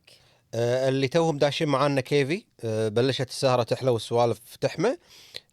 معانا اليوم أول ضيفة تكون في كيفي الكاتبة والروائية مريم القلاف، كاتبة لأعمال مسرحية، كاتبة لأعمال درامية، وعندها مسلسل السنة برمضان. فإحنا قاعد نجهز ونسخن حق رمضان وننتقد قبل لا تنعرض الأعمال. بس لما تقولين لي يعني أنت الحين قاعد تصرحين قاعد تقولين إحنا سبب محدودية القصص إن إحنا بالكويت محدودين باللوكيشنات. حيل وايد، يا بيت يا شارع يا شركة، يا بيت شارع ولا مؤسسة. الحين حتى المطعم لما تيجي تطلب مثلا مطعم تصوير صار لازم صعب، مدفوع. غير انك مدفوع هو مو مشكلة، احنا خلنا ندفع، ولكن اعطونا. صار حتى لما تيجي تصور بمطعم يقول لك يحدك ساعة ساعتين وتطلع. زين اذا انا عندي 20 مشهد في المطعم أو يقول لك غطي قيمة اوردراتي اليوم ساعتين، هذه ترى ستها بالكاميرات هذا بروحه ساعتين بالضبط. انت على ما تحضر من قطعة لقطعة ترى انت قاعد تشيل كاميراتك، قاعد تشيل اضاءتك، قاعد تغير، هذا كله ياخذ وقت. فاحس كل مالهم شوي ويخنقونا. زين احنا وين نروح؟ وين يعني مثل ما قلت كله بيت بيت بيت، ما يصير. ترى احنا بس اول مره نعزم الباجي لا، مد ايدك على طول. لا لا لا ما راح استحي. زين. ترى الحين قاموا يعني صار الانتاج يكلف اكثر. ليش؟ لان قاموا يبنون لوكيشنات. صح. يعني مطعم خلاص يبغى خلينا نبني مطعم. اي فهذا شيء صدق يكلف. زين. الحين انت قلتي شغله ان اللوكيشنات، وقلنا ما نبي نروح حق الرقابه وايد، بس هل وانت انت قلتي هم الشيء لما نكتبه وينعرض ما بيتفشل قدام اهلي انه طبعاً. فلانه كاتبه كذي، طبعا وغير حتى الجمهور صار لا احنا ما عندنا هالكاركتر، فانت تقول لا انا اخاف اكتب عن هالنموذج ماني كاتبه عنه. يعني حتى نرد على قلم رصاص هو كاركتر الزوج اللي يبي زوجته متحرره. لا هو هذا موجود. لا لا أنا اي بس لما تكتب ما تقول لا اخاف باكر ينتقدون يقولون احنا ما عندنا كذي، احنا ماكو كذي، فتقول لا خل والله اوخر. ما ادري. شوف صدق هو انا اللي اذكره اللي صار انه كان قاعد ينعرض مع عمل ثاني كانت فيه مشاهد جريئه، فصار ان الناس قامت تجمع بين مشاهد تربط عبال تدمج تربط بين. هني وهني. ولو ان انا يعني اوكي هو صدق ان الخط اللي انا كنت كاتبته ما تنفذ بالشكل الصحيح 100%. يعني هذا الموضوع انا تناقشت معه سواء مع المخرج او مع المنتج. يعني زين. انا صريحه ما اخش بقلبه يعني، ولكن المشاهد ما كان فيها الجرأة اللي قلبوا الدنيا عليها وسووا لي مشكلة وتكلموا. لا عادي ترى يعني ما في زوج متحرر، ما في زوج يبي زوجته مثلا تحط له ميك اب على طول مثلا، ما في زوج يتحلى على زوجته باللبس، ابيش تلبسين كذي لا ما في. لا تبطلون عيون عيالنا. لا هو يقولون كذي. يقولون لك انا لا انا اعطيك انا دائما زين. انا دائما العب دور على قولهم محامي الشيطان. انا اقول لك شنو ينقال، مو شرط هاي وجهه نظري. زين ما تبي تبطل عيون عيالك. اذا هذا المثال موجود ونشوفه سلبي لا تعرضون كل شيء سلبي على الشاشه، اعطونا النموذج. ليه متى؟ زين احنا اي اوكي ايه احنا ليه متى بنحط الجانب الايجابي؟ مو احنا لما نحط كله ايجابي يقول الله الدنيا كلها حلوه كذي. ترى يانا هالتعليق لهالدرجه مثلا الحياه حلوه ما فيها مشاكل. زين اذا كتبنا لكم اشياء فيها مشاكل قلتوا مو من واقع، ولو ان الواقع مالنا موجود فيه كل شيء. كل شيء شنو ما تتخيل من قضايا موجوده عندنا موجوده، ما في شيء اسمه مو موجود. اللهم ممكن اقدر اقول لك المواضيع الخياليه، الجن ما جن ويمكن هذا في السبعينات والستينات ايه كان موجود يتصدق. الحين لا، بس كل شيء موجود كل شيء. روح يعني انا دائما اقول هالكلمه، اللي يقول ما في روح اقعد مع اي محامي او محاميه اسمع قصص. اسمع روح باب المحكمه الصبح ايه اسمع. وشوف اللي قاعدين ينتظرون دورهم في قضاياهم، وتسمع هني وتسمع هني راح تقول لا والله فيه. هم الناس ليش حبوا الحين نرجع مثلا انت يوم ساعه ذكرت مسلسل وحوش ليش نجح؟ قصص واقعيه. لان قالوا قصص واقعيه صارت قصص في الكويت. واقعيه. عادل تعال قول لي مو موجود. لا موجود. لا موجود منشور موجود وانتشرت بالسوشيال ميديا وانتشرت بالجرايد وصارت قضيه راي عام. ولكن يعني الناس ما ادري هي يعني شوف يعني ما يصير واحد يكون عايش في فقاعته وما يدري ايش قاعد يصير برا وبعدين يقول هذا مو موجود. بالضبط. وبنفس الوقت انت لما تيجي تطالع مسلسل خلاص انت بتهد الواقع بتطالع شيء وتستانس يعني حتى لو مو واقع.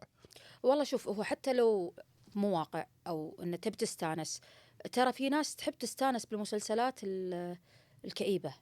ايه يعني يدورون الغلقه هذول إيه يبون بتشي يبون إيه بتشي. فيها متعه. تحب مسلسل حزين وفي دراما مشاعر وايه يحبون كذي. وكلينكس. في ناس في ناس تحب لا تميل اكثر للكوميدي، ولو ان انا اشوف ان المجتمع الخليجي لا والله يميل للقصه اكثر. يعني انا لاحظت ان عندنا الخليج هنا يحبون القصه. يحبون ان في قصه لها يعني يمشون معاها، يبغوا يعرفون احداثها شنو، يحبون شوي الغموض يحبون. في سؤال وايد تكرر، بداية القصص بداية ووسط وحبكة، بداية وعقدة وحل ونهاية. نعم وايد نسأل أنا عشان قاعد يتكرر، أنت تحبين النهايات المفتوحة ولا تقفلين القصة؟ أو اللي يسمونه تحطين حل للمشكلة. هو دور الكاتب إنه يحط حل؟ أنا جاي أقول لك هالجملة. مو دور الكاتب دوره ما يحط حلول. أنا أقول أنا قاعد أقول لك حتوتة مثل ما يقولون. قصة قاعد أقول لك قصة. قصة عجبتك ما عجبتك هي قصة انقالت. انا مو من وجهه نظري او مو من مسؤوليتي اني انا احل المشاكل، مم. لان وجهه نظري تختلف عن وجهه نظرك انت. يعني مثلا انا عندي قضيه، يمكن انا وجهه نظري ان انت الغلطان فيها، ما انت ممكن وجهه نظرك لا تشوفني انا اللي غلطانه فيها. كل انسان له وجهه نظر ولا حل، فانا ليش اضيع في الموضوع هذا؟ لا، انا اطرح لك المشكله يمكن انهيها بوجهه نظري انا كمريم، مم. مو بوجهه نظر المجتمع او اني انا قاعده احل القضيه، لا، ولكن ما احلها لان مو وجهه نظري ان انا احل. انا مو من مسؤولياتي ان انا احل المشاكل. انا اطرح لك القضيه، هذا عكس اللي عينك. الناس تقوله. بس انا بسال هم عن شغله، ممكن ما تحطين حلول، لكن في اشياء ما بين السطور. عبر يعني. اكيد. مم. يعني شوف، هو ثق تماما، انا اتكلم عن نفسي، ما دام وصلت معاي لل30 راح تشوف ال30، راح تشوف كل خط كتبته وكل قضيه طرحتها، راح تشوف بعد مو بين السطور، راح تشوف بشكل واضح مم. ليش صار كذي، او شنو الرساله او الوجهه نظر اللي بوصلها بهالقضيه هذه. لازم يكون موجود. شوف والله هذا سؤال، هو مو بس هالعمل. يقول لك ليش مسلسلات قبل مثل قية وسبيكة وحطي معاها كل الاسماء اللي للحين عايشه معانا، حلو. تابعها للحين لليوم عايشه، لليوم لو نبطل نرد نطالع من الحلقه الاولى نستنى للحلقه العاشرة. اوكي. اليوم ما قاعد تعيش معنا مسلسلات، يعني اللي انا اذكره، يعني اللي راسخ بالذاكره من ايام الطفره اللي يثبت زواره خميس مثلا. انا كان على اي حتى لو يطري على بالنا نقول البنات. الله ام البنات، إيه. يطري على بالنا بس ما راحت عنا ارد اشوفه، يعني ما يطري على بالي ارد ابطله واشوفه، بس اتذكر اي كان حلو. اي الاسم موجود للحين، الكاركتر الفلاني نسولف عنه. شوف انا يتهيأ لي ما عندنا الاعمال هذه اللي بعد سنين نرد نشغلها. ملاحظه بس قبل لا بس خليني بقول لك في عمل إيه؟ بس اذكره اللي هو الحياله، ترى هذا درب الزلق مال الجيل الجديد. صح. اي قاعد اشوف جيل وايد هذا. قاعد يحطون له صح. مقاطع صحيح. وميمز. اي صح. انا شوف اتوقع في وجهه نظري ايش اللي هذه وجهة نظري. يخلي العمل يعيش. مو بس ان انا راح اقول لك احنا ليش للحين مرتبطين في رقيه وسبيكه ودرب الزلق اي وعلى الدنيا السلام الاعمال هذه كلها. انا اتوقع ان احنا لان بالذات الجيل القديم، يعني اللي هو جيل الثمانينين والسبعين وانت رايح، احنا لنا ذكريات تربطنا فيها الاعمال، مو مجرد بس عمل شفناه وضحك، لا، في ذكريات، في بيت يدي، في بيت امي، نوستالجيا مثل ما يقول. شلون نوستالجيا. إيه؟ حنين للماضي بالضبط. زائد الأعمال كانت بسيطة وعفوية، ما فيها أي تكلف أو تصنع. صح. يعني دنيا السلام تدري شنو عمل عميق؟ ترى العمل مو هين. أنت اسمع مقدمته بس، اسمع المقدمة، الأغنية نفسها، اسمع المقدمة عايشة لليوم كأنه قاعد تحكي لليوم إيش قاعد يصير. صحيح. مثلها مثل الغرباء. الغرباء كأنه تنبأوا في صح. يعني هذا عمل ما انساه. ودي اطلب بس خايف عبد الرحمن، اطلب ولا ما اطلب؟ حط اغنيه؟ لا يعني كذي شغلها اوديو من اليوتيوب. شو مقدمة على الدنيا تدري شو السلام. المشكله؟ جهز لي هالامور يلا قبل. على ما تجهز. فهذه الاعمال لانها بسيطه واحنا مرتبطين فيها كذكريات، فهي عايشه معنا لليوم. لكن تعال حق الجيل اللي هو بعد جيلنا، قول له مثلا شنو الاعمال اللي عايشه معك لليوم، بيقول لك والله مثل ما قلت زوارة خميس، ام البنات، الحياله، الخراز فعلا، الدايه حق ام سوزان، صح. الله يشافيها ويعافيها يا رب. يا رب. في اعمال ادعوا لها ام سوزان. والله. ففي اعمال ستيل عايشه مع الجيل اللي هو الجيل الحالي اللي هو الحين الجديد. وبعضها ترى في قضايا ما انطرحت من قبل، هني كنا اول مره نشوف هالقضايا، عشان كذي يمكن ارتبطنا فيها، فبعدها قامت تتكرر فصارت مو بالعين شيء. بالضبط. ممكن صح. ولكن هي شوف، هو ترى انا دائما اقول كل ما كان العمل بسيط في بوايد امور، مو بسيط انه كديكور لا، كل ما كان العمل بسيط وقصته واضحه. أيوة. كل ما المشاهد يحبه ويبي. بالضبط. شغل اغنيه. احسن من التشتت. احسن من التشتت صح. بس انا مستغرب من شغله مو قاعد طالع جيم اوف ثرونز يعني. قريتني والله، لا والله قريتني. نفسه هو المتابع ولا الجمهور المشاهد اللي يشوف جيم اوف ثرونز ويشوف مسلسلات برا اللي بعد فيها مو جرأة، اوبن ليميت يعني ما في حدود، يتابعها ويسولفون عن الحلقات وشفت الحلقة الفلانية والعلاني. هو نفسه ذات المشاهد وفي بيته ومبطل المنصة لما يشوف مشهد شوي جريء بمسلسل خليجي تدري شوي. ذكرتني منو؟ منو؟ نفس اللي يدش يعلق بانستغرام عندنا ويدش يعلق بتيك توك. شكرا. يعني انت ليش متقبل تشوفني ومتقبل ليش الحين شايف ان هذه حدودك؟ مو انا هذه المشكله فعلا ترى، يعني انا لاحظتها على وايد ناس انه خل المسلسلات الاجنبيه يلا يقول لك هذا اجنبي، خل اجنبي، احنا عاداتنا تقاليدنا. زين ما انتم قاعد تتابعون مسلسلات لبنانيه إيه. هي صح لبنانيين بعد. اوكي زين انتم قاعد تشوفون قصص حب اي عادي، وفي البيت وفي الصاله وبلاي روح. اوكي بس انا برجع شغله واحده بسيطه. اقرب سالفه صارت اللمه. لمة كاكولي مع آسيا. اي فشفت شنو صار. فهم لما يشوفون مسلسل لبناني او تركي عادي يتقبلون اللمه ويتقبلون مسكه الايد ويتقبلون كل شيء، حتى اللبس يتقبلونه ويتقبلون قصه الحب الجريئه اللي موجوده في العمل.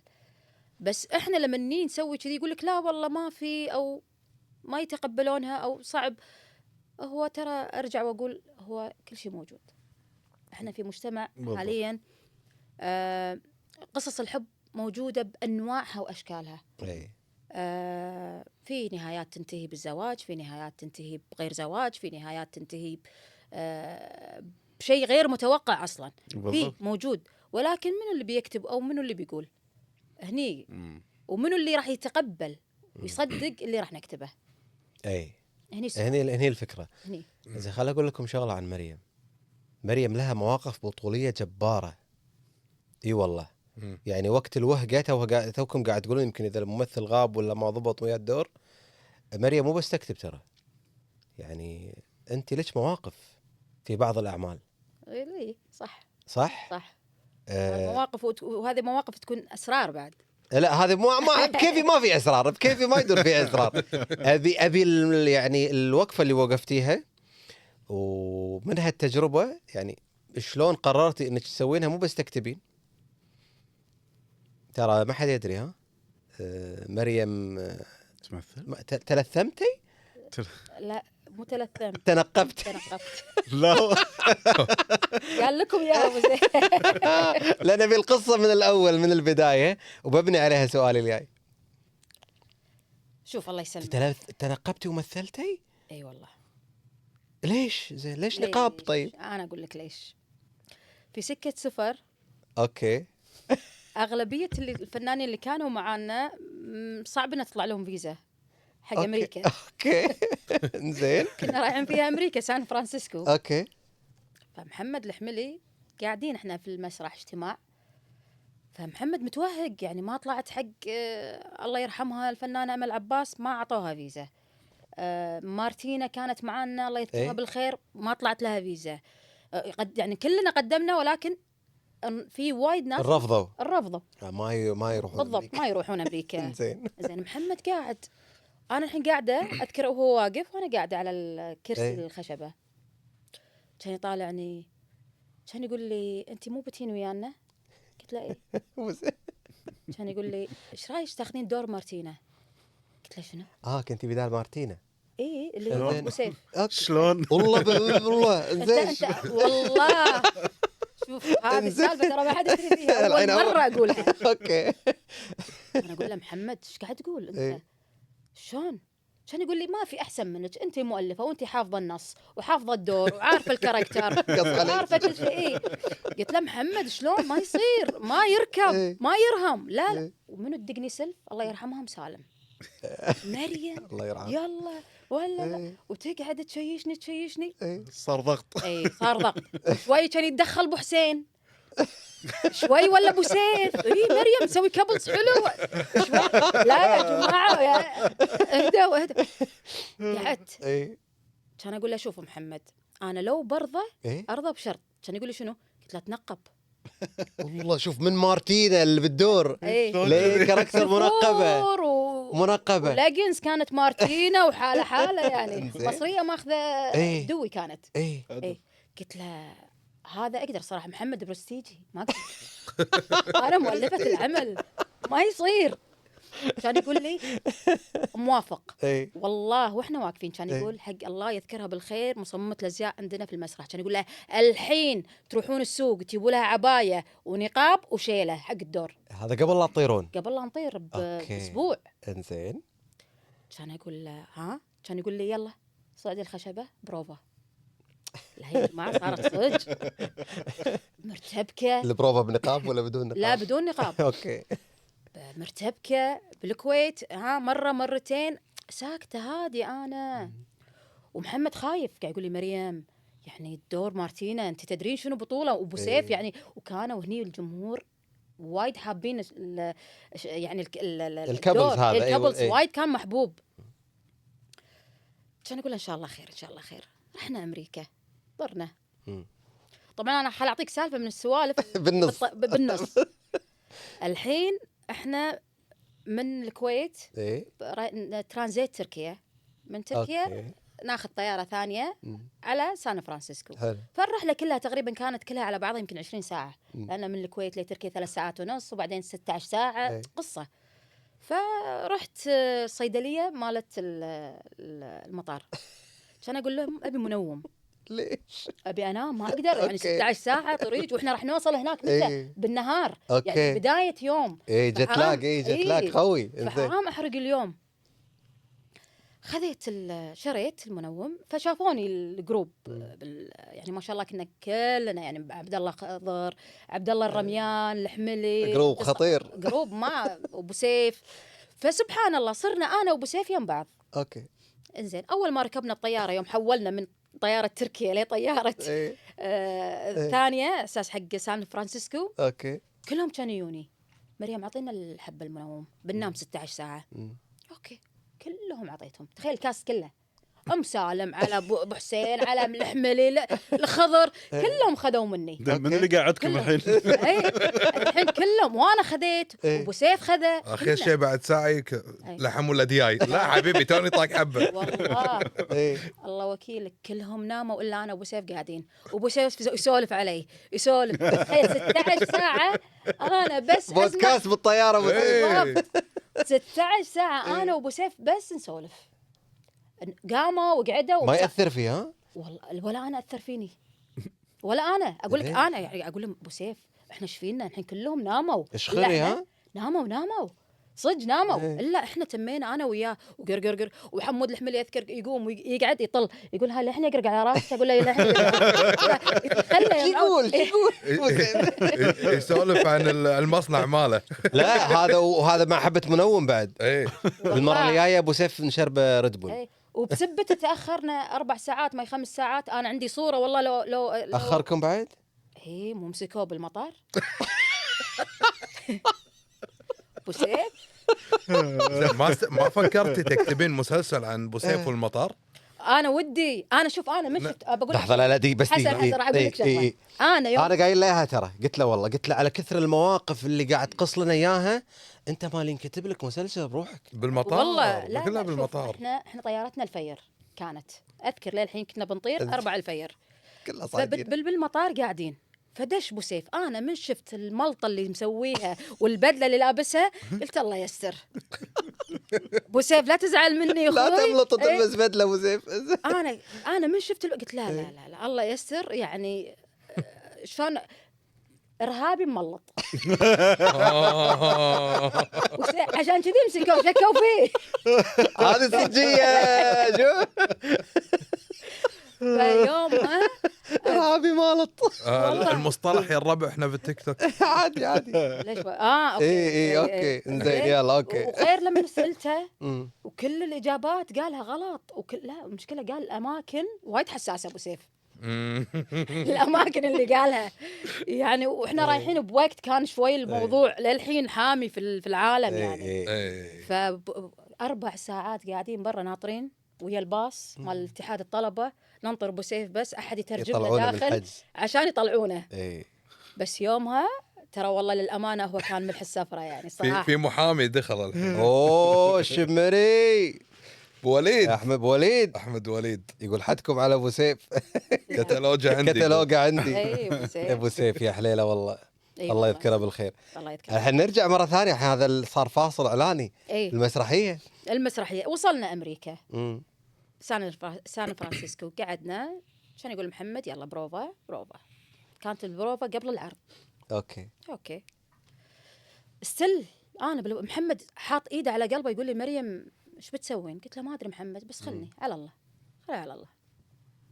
خلاص خلصنا بروفا، يلا كل واحد يروح يجهز يبدل عشان ننزل. 5000 الحضور. والسطرة الأولى تخرع، الأسامي اللي قاعدة السطرة الأولى تخرع والله العظيم. هو وزير وعضو مجلس الأمة وهو يعني ولا. ويوم قالوا لي داخل قلت يعني لا مريم. المهم جابوا لي النقاب والعباية، لبسوني مو أنا. وهذا اللي يعرف بامريكا. صوتي بامريكا، اللي يعرف صوتي راح يعرف. وعشت الكاركتر اللي انت كاتبته. دشيت شنو سويتها حضريه متزوجه بدوي ونقبها وراح. بعد شو اسوي؟ مؤلفه لازم نلف على الموضوع. ايه والله العظيم يعني الله يذكره بالخير ابو حسين لو تساله. ايه دشيت فجاه انا مو انا، وابو سيف يقط وانا اكمل، هو يرفع انا اكبس وياه. الله. فجأة الجمهور هدهم يا سلام وركز ويانا. ايه محمد اذكر والله بمشهد الطياره، محمد وابو حسين وانتصار مسالم تقول لي مريم شنو قول لي اياها كذي على الخشب، مريم شنو فيه؟ قلتينا حلو. النقاب هذا اعطاك اريحيه اكثر. اي خلاص صار حاجز. لا خلت تاخذ راحتها. اي والله خذيت. ابو سيف ساعدني أي. انا يعني هو كان له دور كبير انه يخليني اكسر الحاجز. اي تخيل يوم خلصنا العرض وكذي دشينا داخل فيه والجمهور انا الحين خلاص قطيت هذا وظليت لا بوت وكذي اسمعهم وين المنقبه ام سالم ام سالم تطالعني تغمز لي. لا تقول لي لا تقول والله قاموا يسالون عني وين المنقبه نبيها، وين هالبنت الجديده هذه اللي مثلت؟ ما عدتيها ولا افكر. ما تصور. ما ادري، اتوقع يمكن تصور عند محمد الحميلي، اتوقع انت يمكن وما تبينه يطلع. لازم نشوف الفيرجن. اي هذا ما انقال هالسالفه، ما قالت. رساله الى المبدع محمد الحميلي. بعد اكثر. اي بعد عشان عندك انت وجه له رساله. لا والله رساله حق براشد محمد الحميلي الفنان الخطير والمنتج الجبار والممثل اللي يخليني الواحد يحتار صراحه. قاعد اكتب له سجع بعد شو اسوي. لا اذا عندك نسخه من عمل سكه سفر اللي انعرضت في سان فرانسيسكو، مريم القلاف منقبه قاعد تأدي دور مارتينا، لا هذا لازم يطلع. وبعد لو حسيت ان عندك ساعتين فاضي من وقتك نبيك ضيف ويانا، نحجزه انطر حق رمضان بعد نسحبه ويانا على يوم. جاركم بعد هني. اي ادري فيه، بس ما قلت ما قلتي بعيد التجربه. لا خلاص هي كانت تنقاذ موقف والامانه نجحت بس لا خلني مع القلم. لا ما تبين تاخذين على الوضع يعني. لا هي قالت كلمه ما راح تطوف. شنو قالت؟ برستيج الكاتب. ترى صح الكاتب. شنو برستيج الكاتب يعني؟ وين تشوف البرستيج يعني؟ اقطها بحفره شويه. قطني بحفره عادي اطلع منها. لما تقولين برستيج الكاتب وجربت امثل ما ابي امثل، من برستيجه على الممثل ولا الكاتب ولا المخرج؟ لا انا اقول لك شوف، هو مو انه بهالطريقه لا انا اقول لك يعني مثلا الممثل لما تيجي تقول له اخذ مثلا نجم، تقول له اخذ دور اصغر منك بوايد، ما راح يقبل. اوكي. لأن برستيجه كممثل، برستيجه كنجم كنجم عادي. هذا واحد. المخرج مثلا، في مخرج عطى عمل يعني دون المستوى نقول ضعيف، إيه. وهو مخرج ايه يقول لك لا والله انا ما اشتغل كذي اخرب اسمي. إيه. هذا نفس الشيء. انا الحين انا حالاتي بالورق، انا اكتب بس امثل انا ما عندي القدره، لان ما شاء الله نجوم لا موجودين. توك معترفه بنفسك ان عندك قدره. على طاري البرستيج توك معترفه على طاري البرستيج انا وايد اسمعها على الممثلين. اللي هي برستيج كممثل لا تطلع كل يوم بسناب ولايف وكذي. ايش رايكم بهالحكي؟ لان هذا الحكي الظهور والله وايد كظهور سمعته انا، مم. بس لما قاعد اجي اقارن بين الكويت او الخليج او برا، مم. الصراحه قاعده اشوف ان الاجانب هناك مثلا برا، الاوروبيين والفنانين هناك ما قاعد يستخدمون السناب شات كثرنا الجيل. احنا ايه. ما يمكن عندهم بعض منصات ثانيه مثلا فيسبوك، بس ما قاعد يطلعون نفس طريقتنا إحنا يعني. احنا هنا عندنا نجوم صاروا يسوون جولات بالتيك توك. اي طبعا. اي بس انت مو هني الكل. في اي هني احس انك يعني خلاص انت ظهورك بالشاشه او ظهورك على المسرح هذا مكانه له هيبته. يعني حتى انا اذا شفته بالشارع اروح له اسلم عليه بس اذا انا قاعد اشوفه كل يوم 24 ساعه موجود قدامك. خلاص يعني موجود عادي. عندي سؤال يمكن يسوي مشاكل مم. يعني. احب المشاكل. اي لا هذا وايد قاعد نسمع انتقاد مم. للكاتب بهالموضوع اللي هو مم. ادوار الممثله المحجبه. حلو. اي دائما يلومون الكاتب انه يعني مثلا ما يصير هي تنام بحجابها ولا مثلا كذي، فخلاص قاموا يطلعونها من الحسبه، يختارون بنت غير محجبه، لدرجه انه حتى وايد شفنا مواقف ان بنات ممثلات يمكن قطوا حجابهم علشان او اللي تحجبوا وادوارهم صارت محدوده. بالضبط. فهل الكاتب يظلم الشخصيه المحجبه؟ لا يعني انا اعطيك مثال، اقرب مثال مثلا الفنانه سماح محجبه، صح. في اعمال لها ذكاء الكاتب انه ما كان يحط لها مشاهد في غرفه النوم. ليش؟ عشان ما يصير هي بغرفه النوم بروحها وبتنام بحجابها مثلا او مثلاً. قاعده في البيت مع امها واخوانها بحجابها. اوكي. فكان اذكر الله يذكرها بالخير، هذه اختي مريم نصير المؤلفه، في مسلسل عائله عبد الحميد حافظ، هي سوت هذه الشغله حق الفنانه سماح، وانا ركزت فيها انه ما كانت تحط لها وايد مشاهد انه تكون تبين انه مثلا مثل ما قلت ان هي محجبه وهي مثلا لازم ما تكون بحجاب. كانت تحاول تتلاشى هالموضوع على اساس انه لا يصير نقد.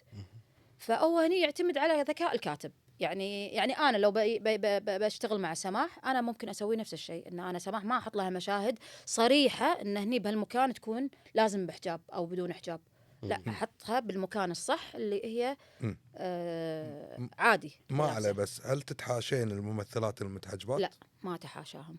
والدليل ان انا عملي الحين في رمضان خليت شخصيات ممثلات اللي عندي متحجبات. بس هي من الاساس مو متحجبه، هي مو متحجبه. إيه. محجبتها في فهني العمل. يصير إن نقدر يعني تقدر إن مثلا تقط حجابها مثلا في مشاهد، لا بس اكتب هي محجبه بالصج مو تمثيل. لا تحاشين؟ ما اتحاشى، لا ابدا. ابدا ما اتحاشى. وعلى فكره ترى عندنا قليل جدا، يعني يمكن اعتقد عندنا فنانتين او ثلاث اللي هم بس منهم عبير الجندي، سماح وهدى حماده الفنان. هو السؤال مو هني. هو السؤال ينفع ان البنت المحجبه او المراه المحجبه تشتغل بالدراما والتمثيل؟ ايه ينفع. شو ما ينفع؟ ادوارها ما تكون محدوده؟ لا، لان انا اقول لك شغله، يعني الله يرحمها عندك الفنانه انتصار شراح، من متى تحجبت؟ وشوف اخذت اعمال مسلسلات لليوم الناس تسولف فيها. صح. وكان بمكانها دور الام، دور اليده. هذا قصدي، ينحد الادوار تنحد. تنحد مو عشان شيء، تنحد عشان العمر بعد. صح. اي العمر يلعب دور بعد بالشخصيه. يعني مثلا انا ما اقدر اجيب مثلا فنانه عمرها 60 سنه اعطيها دور حق 21 سنه.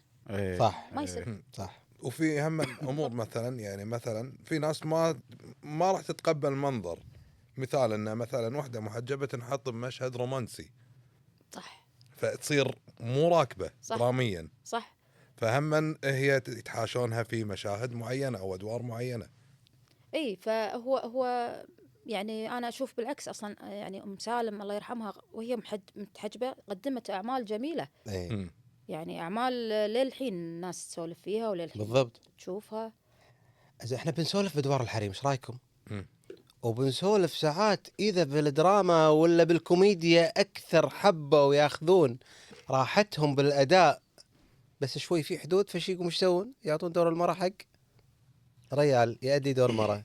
بس مو الحين بنفتح بالحش بالحريم، بعد ناخذ فاصل صغير شيء سريع ايه نجدد فيه البث. نجدد اوكي نجدد البث تجديد. ونرجع بنسولف عن من النجمات مم. سوبر ستار في الدراما والكوميديا وتفاصيل وشخصية المرأة الخليجية وأكثر الكويتية. وخلنا نفصل بين المسرح. هذا المسرح قصة ولا هذا قصة؟ إيه. صح. يلا نجدد، خلكم قراب لا تبعدون يلا. لا حد يطلع من اللايف. لا احنا بنطلع كلنا. طلعوا وردوا لنا، راح نجدد. ردوا لنا راح يلا. نجدد عطى أوكي. طلعت اطلع رد ادخل سريع سريع 3 2 1. يلا روح. وينك حتى انا بدش. ايوه خلنا ناخذ شوي لما يردون الناس. اي نرجع وياكم مره ثانيه، قاعد نسولف احنا عن الاعمال والدراما والكواليس، يصير من مشاكل واشياء ما تدرون عنها، وشلون المسلسل ينبني. واحنا وصلنا بالسوالف بكيفي، وخلنا نشوف بس اللي قاعد يرجعون، ايه اللي يدخل ويرجع يرفع ايده. شوفوا اللي قاعد يرجعون انطرهم على ما خلي أروح شوي ورد. اي على ما عشان اطمن ان الكل صار موجود. عبي بنزين. خلينا نقرا شويه تعليقات. اي تونا الحين تونا مبطلين. بس بلشنا بث جديد احنا. مم. اي على ما يردون يدخلون معانا ويا مره ثانيه. زين مريم ايش رايك نجم هذا سؤال انا اساله ولا انت تساله؟ شنو هو؟ لا. ايه اوكي. في شخصيات مهم. حلو، مثلا خلينا نقول بالجانب الكوميدي شخصيات نسائية لكن تروح حق مثلا شخص رجل يؤدي دور المرأة. مم. يعني قاعد نلاحظ يمكن أشهرهم في ممثل اللي هو يتكلم بلهجة مصرية، أنا ناسي اسمه. سعيد الملا. اي فنان سعيد الملا. تمام. يعني هل هالشيء لقصور او لان مثلا ما في ممثلات كوميديات فقاعد نستعين برجل، او يطلبون ساعات يؤدي. منا اداء معين ما في ممثله تقبل انها تؤدي هالحركه او تؤدي هالرياكشن او والله شوف. هالتفاعل. انا يعني خلينا نبدي خطوه أي. معاكم بهالموضوع، وهذه هم ستيل ترى هذه اي وجهات نظر في نعم. النهايه. اي كلها وجهات نظر. هو اول فنان سواها في الكويت اللي هو المرحوم عبد العزيز النمش. صحيح. نعم. واعتقد سواها لانه من قله ادوار النساء وقتها ما كان فيه. مم. يعني كانت اتذكر الفنانه مريم الصالح، مم. وما ماكو احد كان في احد. حتى وبعدها اعتقد مريم الغضبان صحيح. ما خاب ظني، وبعدين وبعد حياه الفهد وسعد عبد الله بس انه كان لسبب انه قصر، يعني لسبب انه ما كان في الدور النسائي موجود في المسرح، بس حاليا موجودين. فالحين موجودين. فانا الحين انه ممكن ليش قاعد يسوونه. انا شوف انا الصراحه انا اقول لك انا كمريم انا ما احب، مم. يعني ما افضل ان اجيب رجل واخليه شخصيه. هو شنو المبرر؟ يعني مثل ما قلت لك، هل المبرر انه مطلوب يؤدي الكاركتر بشكل ما في واحدة راح تقبل تأدي بهالطريقة؟ ما ادري، في ناس ممكن تاخذها للحين انه ممكن يكون دور كوميدي اكثر، انه مايل للكوميديا اكثر. ولكن انا احس انه يعني خلاص، يعني زمن الكوميديا في ان الكاركتر هذا يصير موجود احس انتهى. مو محتاجين. افضل خلاص. من اداه واخر من اداه. خلينا نقول ولد الديره عبد الناصر درويش بعد. ولد عبد الديره الناصر إيه. درويش. يعني إيه. اخر شيء بس. صح. اي يعني عبد الناصر درويش في مسرحيه لولاكي مم. لولاكي اللي سواها، وبعدين إيه. سوى اعتقد لن اعيش في جلباب زوجتي بالضبط. ومع إيه. طارق العلي مع طارق إيه. العلي بس. سوبر ستار. اي بعدها إيه. احس انه تكرر يعني. تكرر وصار نفس خلينا نقول هل هو رفع الستاندرد او رفعوا الستاندرد على غيرهم، انه ما يعني لازم انت تصير اقوى منهم علشان تقدر تضحكنا مثلا. هو شوف مو سالفه اقوى كثر ما انا احس ان الثقافه اختلفت عند الناس. خلاص يعني الحين قبل كنا نتقبل لما كنا نشوف الكاركتر هذا نتقبله. الحين الناس احس ان لما قامت تشوف هذا الكاركتر ما قامت تتقبله، ما قامت تحب تشوفه على المسرح. شويه بالضبط. وبعدين ترى صعب يعني ترى ان تتقبله. يعني احنا قاعد نتذكر عبد العزيز النمش عسى الله يرحمه يا رب. ترى حتى قبل فتره طلع له مشهد مسرحيه قديمه ابيض واسود، يقول لك هذا المشهد الوحيد اللي كان طالع فيه او الدور الوحيد اللي كان طالع فيه بهيئه الرجل. صح. بس هم كذلك بهيئه الرجل اللي هو شوي يعني يغني الغناوي الكويتيه القديمه وفي من روح كاركتر ام صالح شويه لا تزال. وفي شخصيات اليوم يؤدون ادوار نسائيه يعني هذه انا اتحمل مسؤوليتها. لما يقولها اعرف انه بيبليد. حتى في الحياه الطبيعيه الواقعيه لما تشوفه كنا بخاطره ها. ما انا ما قلت انت قلت. لا يعني الكاركتر الطبيعي في الحين انت مو قاعد تأدي دور الحين، بس ليش للحين عندك هذه اللمسه اي او عندك النعومه هذه شوي موجوده في الروح هذه موجوده. شوف في ناس تاخذ هذه الروح ترى نوع من انواع الذرابه. ان انا ذرب. ما تحس انه غطاء هذا حبه ذرب كفر والله. لا يكون ذرب يعني يكون ذرب بس ذرب اكسترا. اي بعضهم يستخدمها كفر ترى. ها بعضهم يستخدمها ككفر يعني او مبرر لاداء الادوار هذه يعني ذرب اكثر. ومو بس ذرب ذايد وتحسه بعد نظيف. ان لما تشوف وجهه يمكن تنظيف بشره واللي مسويه احس انظف من وجهي. اهتمامه كثير والله. يعني ما شاء الله بعضهم اشوفهم وجهه يبرق من فتحسه وايد يعني شوفي حتى انت قلتي وجهها يبرق.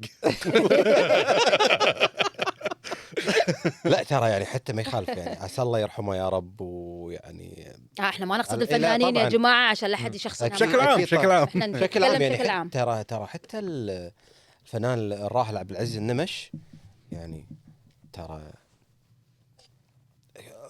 يعني الكاركترات اللي كان ياخذها كاركتر عدل كاركتر يعني خلينا نقول المرأة مو كذا يعني مو المرأة ربة الأسرة. شوف اي وترى في شغلة تعجبني بعبد العزيز ما شاء الله يرحمه، انه كان يتقمص لدرجة ان انت ممكن تصدق. صح تصدق انه هو يعني خلاص ما تتخيل يعني يمكن لما تشوفه بكاركتر ريال انت ما تقتنع. ترى يمكن احنا يمكننا صغار اتوقع. أيوة. ترى احنا عبالنا انها هي مرة. صح صح انا واحد عبالي يمكن ليه كبرنا عرفنا بعدين انه ريال. وانا في معلومة عندي اللي اعرفها ويمكن اللي عاصروا هذا الجيل يمكن يدرون عنها. يقال ان لما كان يؤدي الادوار بالبروفات ما كان يقدم الكاركتر بشخصيتها الانثوية. كان يؤديها بشكلها الطبيعي. صح. هم يتفاجئون شلون يتحول على المسرح ولا من الدور الكاميرا. خطير. صح. كان بالبروفات يقال انه هو كان لا يؤديها بشكلها الطبيعي. بس الحقبه كانت تفرض هالشيء. صح الحقبه الزمن الوقت كل شيء اختلف الحين. في سؤال يقولون لو يسألونك لو في عمل انت كاتبته وعندك القدره انك تنتجينه مره ثانيه اي عمل؟ نبض مؤقت تردين تنتجينه بطريقه ثانيه؟ لا مو بطريقه يعني العمل. ليش بتعيدينه؟ ليش اعيده؟ لانه يمكن ما ادري هذا العمل تصدق فيه جزء كبير مني. بس من اي ناحيه ما ادري. ولكن هذا العمل بالذات احس فيه شيء. نفس سكه صفر ترى من المسرحيات اللي كتبتها كلها. سكه صفر بالذات فيها شيء مني ما اقدر. شنو كتبتي غيرها كمسرح؟ كتبت سكه صفر بعدين كتبت الكبيره مع الله يرحمها ام سالم. مع نفس الشيء الجروب. بعدها كتبت مسرحيه بالغلط اسمها اللي هي كانت مع عوده هني جروب محمد رشود. اللي هي العجيمي والعقل وداوود وانتصار. الله هذه وينها؟ هذه انظلمت. هذه وينها؟ وايد انظلمت. متخيلين جروب تخبوا علي؟ وايد انظلمت. وتصدق كتبنا اشياء فيها يعني. يعني وقتها انا تنبأنا باشياء ترى حاليا قاعد تصير. ما تصورت هي؟ تصورت بس اعتقد خذتها يعني جهة معينة وقدتها. لا ليش؟ عشان النص او عشان التنبؤ او لا خذتها منصة إيه. منصه شرتها. اي شرتها منصه وخلاص صارت الحقوق لهم اعتقد او شيء منصه كذي. قويه معروفه الحين موجوده هني يعني موجوده بالكويت. عايشه وقويه. مو وايد نتابعها وايد بالرمضان ولا ما لا، نتابعها لا، وايد؟ لا. نبي اصيدها. نقدر نشوف المسرحيه الحين يعني لو اعتقد اذا بالابلكيشن تبع المنصه إيه. نازله بالمنصه يعني. ايه زين نبي نعرف المنصه. فو مسرحيه بالغلط موجوده بمنصه فو، نقدر ندش ونطالعها. انا توني ادري ان فو عندهم منصه. اي والله فو عندهم منصه؟ ايه والله ما ندري. فو وانتجوا مسلسلات وانتجوا مسرحيات. صح بدايتها إيه. ترى نجم مفروض احنا لا لحظه ندري. دقيقه. اي لحظة. بالضبط. انت داشه المنصه وشايفه المسرحيه؟ إيه. اي ليش الكل يقول مو موجوده؟ هذا لانه خوش. مو معلن عنها. ترى هذا خوش دعايه حق فو. والله لحظه. مسرحيه بالغلط اللي فيها ولد الديره والعجيمي وعبد الرحمن مو العقل. الديرة. سوري. فيها محمد العجيمي العجيمي. وعقل وانتصار وداوود. لا بس ولد الديره كان لا المفروض. كان مفروض ويانا بس ما صار. اي هذا خبري اللي كان كنا. ما صار.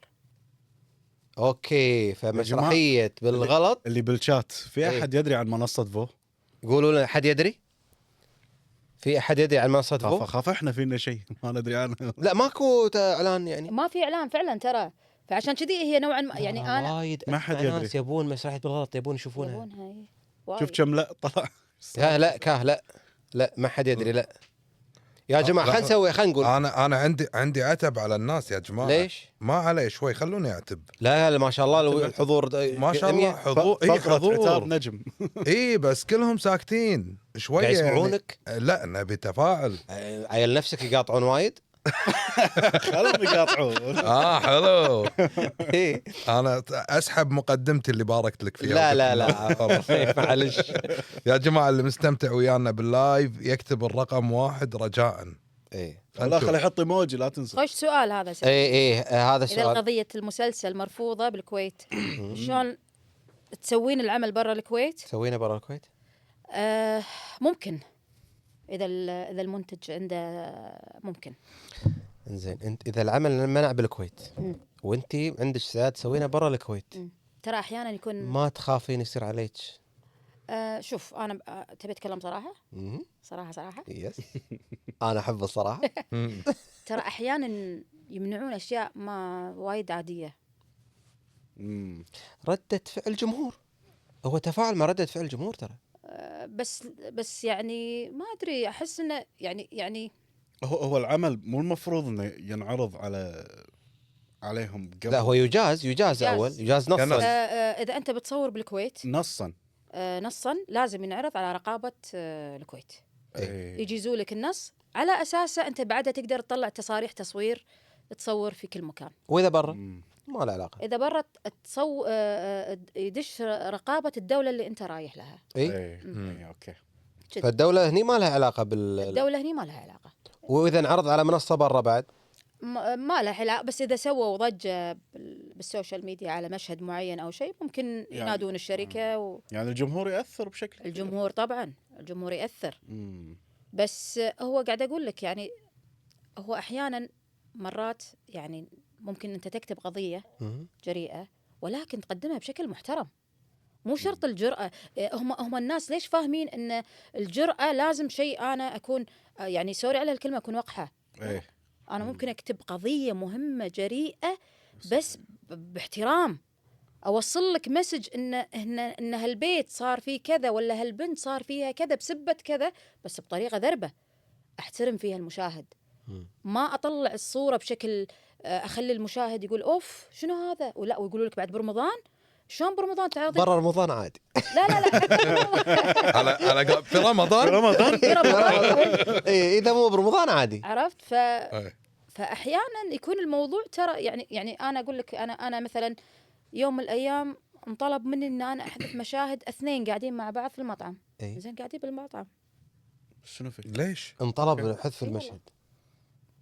ولو ما في اسباب تنقال يعني. ما بس لما خلاص هم لما يقول لك شيل لازم تشيل.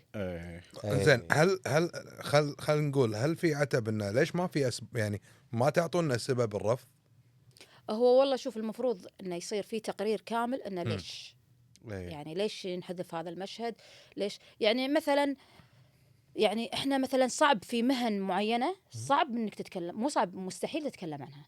مهن ممنوع او صعب انك تتعلمها. تتكلم عنها، واذا بتتكلم عنها لازم تتكلم عنها بالزين. بشكل زين. إيه. اذا تكلمت عنها بشكل شين أوكي. مرفوض. زين يا جماعه يصير مو هجوم كل- من اللي بالمهنه هذه نفسها. ممكن. انزين أوكي. احنا مو كذي، احنا ما عندنا كذي، بالضبط. احنا مو هذا. ما له شغل، احنا ما نقصد المهنه ولكن هو ظروف نقصد الكاركتر. الكاركتر. اوكي. هو ترى احيانا شوف انتم ظاهر مشكلتكم مو الرقابه الصدقين، مشكلتكم الناس اللي تطالع. لا وحتى الرغابه والله مشكلتكم الناس. والله حتى الرغابه إيه. صدقني، يعني الرغابه شوي خل تفتح شوي تعطينا. صدقني شوف كل مؤلف رقيب على نفسه. أوكي. يعني ترى ما في مؤلف راح يكون يبي يطلع شيء بصوره مو حلوه، او هذا انا اتكلم عن عني انا وعن كذا شخص قريبين لي مؤلفين ادري شلون يفكرون. ترى يعني احنا قاعد نمثل اسم بلدنا. يعني انا لما يقول والله المؤلفه الكويتيه، انا لما بطلع عمل كويتي صدقني راح اطلع بشكل صوره حلوه. يعني حتى لو بطرح فيه قضيه سيئه، بس القضيه سيئه راح اخلي المشاهد يتعاطف معاي، مو يشمئز مني ويكرهني عشان طرحت هالقضيه. اخليه يتعاطف معاي. بالنهايه راح يقول هذا اللي كتبه شخص كويتي، ما يخالف، خليه يقول اشتغل عليه هذا الشخص كويتي، فهذا شيء المفروض انه يعني يرفع راسنا، المفروض انه عمل ناجح. المفروض. شنو ايش فيك ايش فيك نجي؟ قول ها؟ قول في شيء بخاطرك. واحد يقول اوه البحراني ايام رايكم شياب. العصر القديم. مو شباب شياب. شياب عرفت؟ خلاص شيبنا بعد شيبنا. شنو الخطوط الحمراء عند شنو الكاتب. شنو الخطوط الحمراء عند الكاتب؟ اي هذا سؤال يعني هني. ايه شنو الخطوط الحمراء؟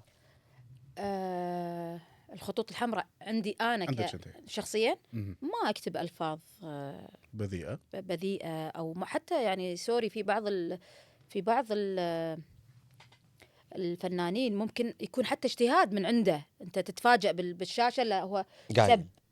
لان انا مو كاتب هالسبه، شلون انت انحسبت علي وانا مو كاتبها. انتم مو كل شيء كاتبينها. احيانا هذا اللي ينفعل. طالع مسلسلات اجنبيه شي. اي عرفت. لا مرات ينفعل إيه. الممثل معاك، فبين الهاي قط كلمه زين الكلمه مو مكتوبه.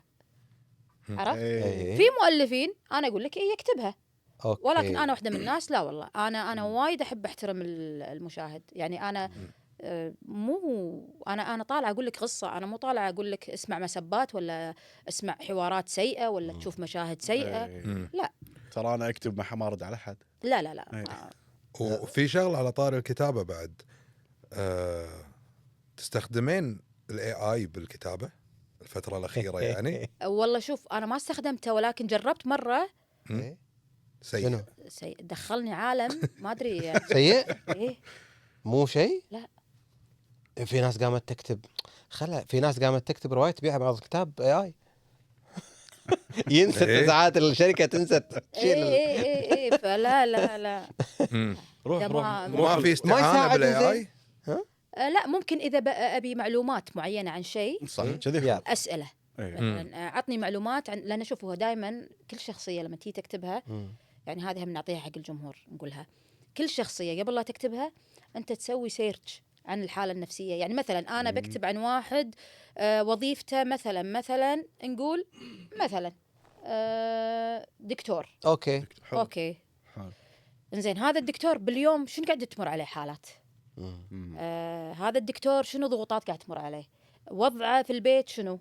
وضعه الأسري. فأنت هني تسوي سيرش عن حالته بكل الأشياء اللي هو يمر، عشان أنت لما تيجي تطرح له قضية معينة في مبرر انه هو ليش سوى كذي. اي انزين. ويجوز المبالغه. لا شوف دام يابك يجوز المبالغه بس يعني بشكل انا عندي فكره والله. حاولت مره اسويها بس ما ضبطت وايد على طاري المهن والدكاتره وكذي.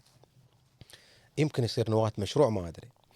انا مره قعدت قلت يا جماعه الخير انا في شغله ما شفت احد تناولها واحس ان ذاك الوقت كان وقتها لانه كان عزها يعني، واتوقع الحين نفس الشيء.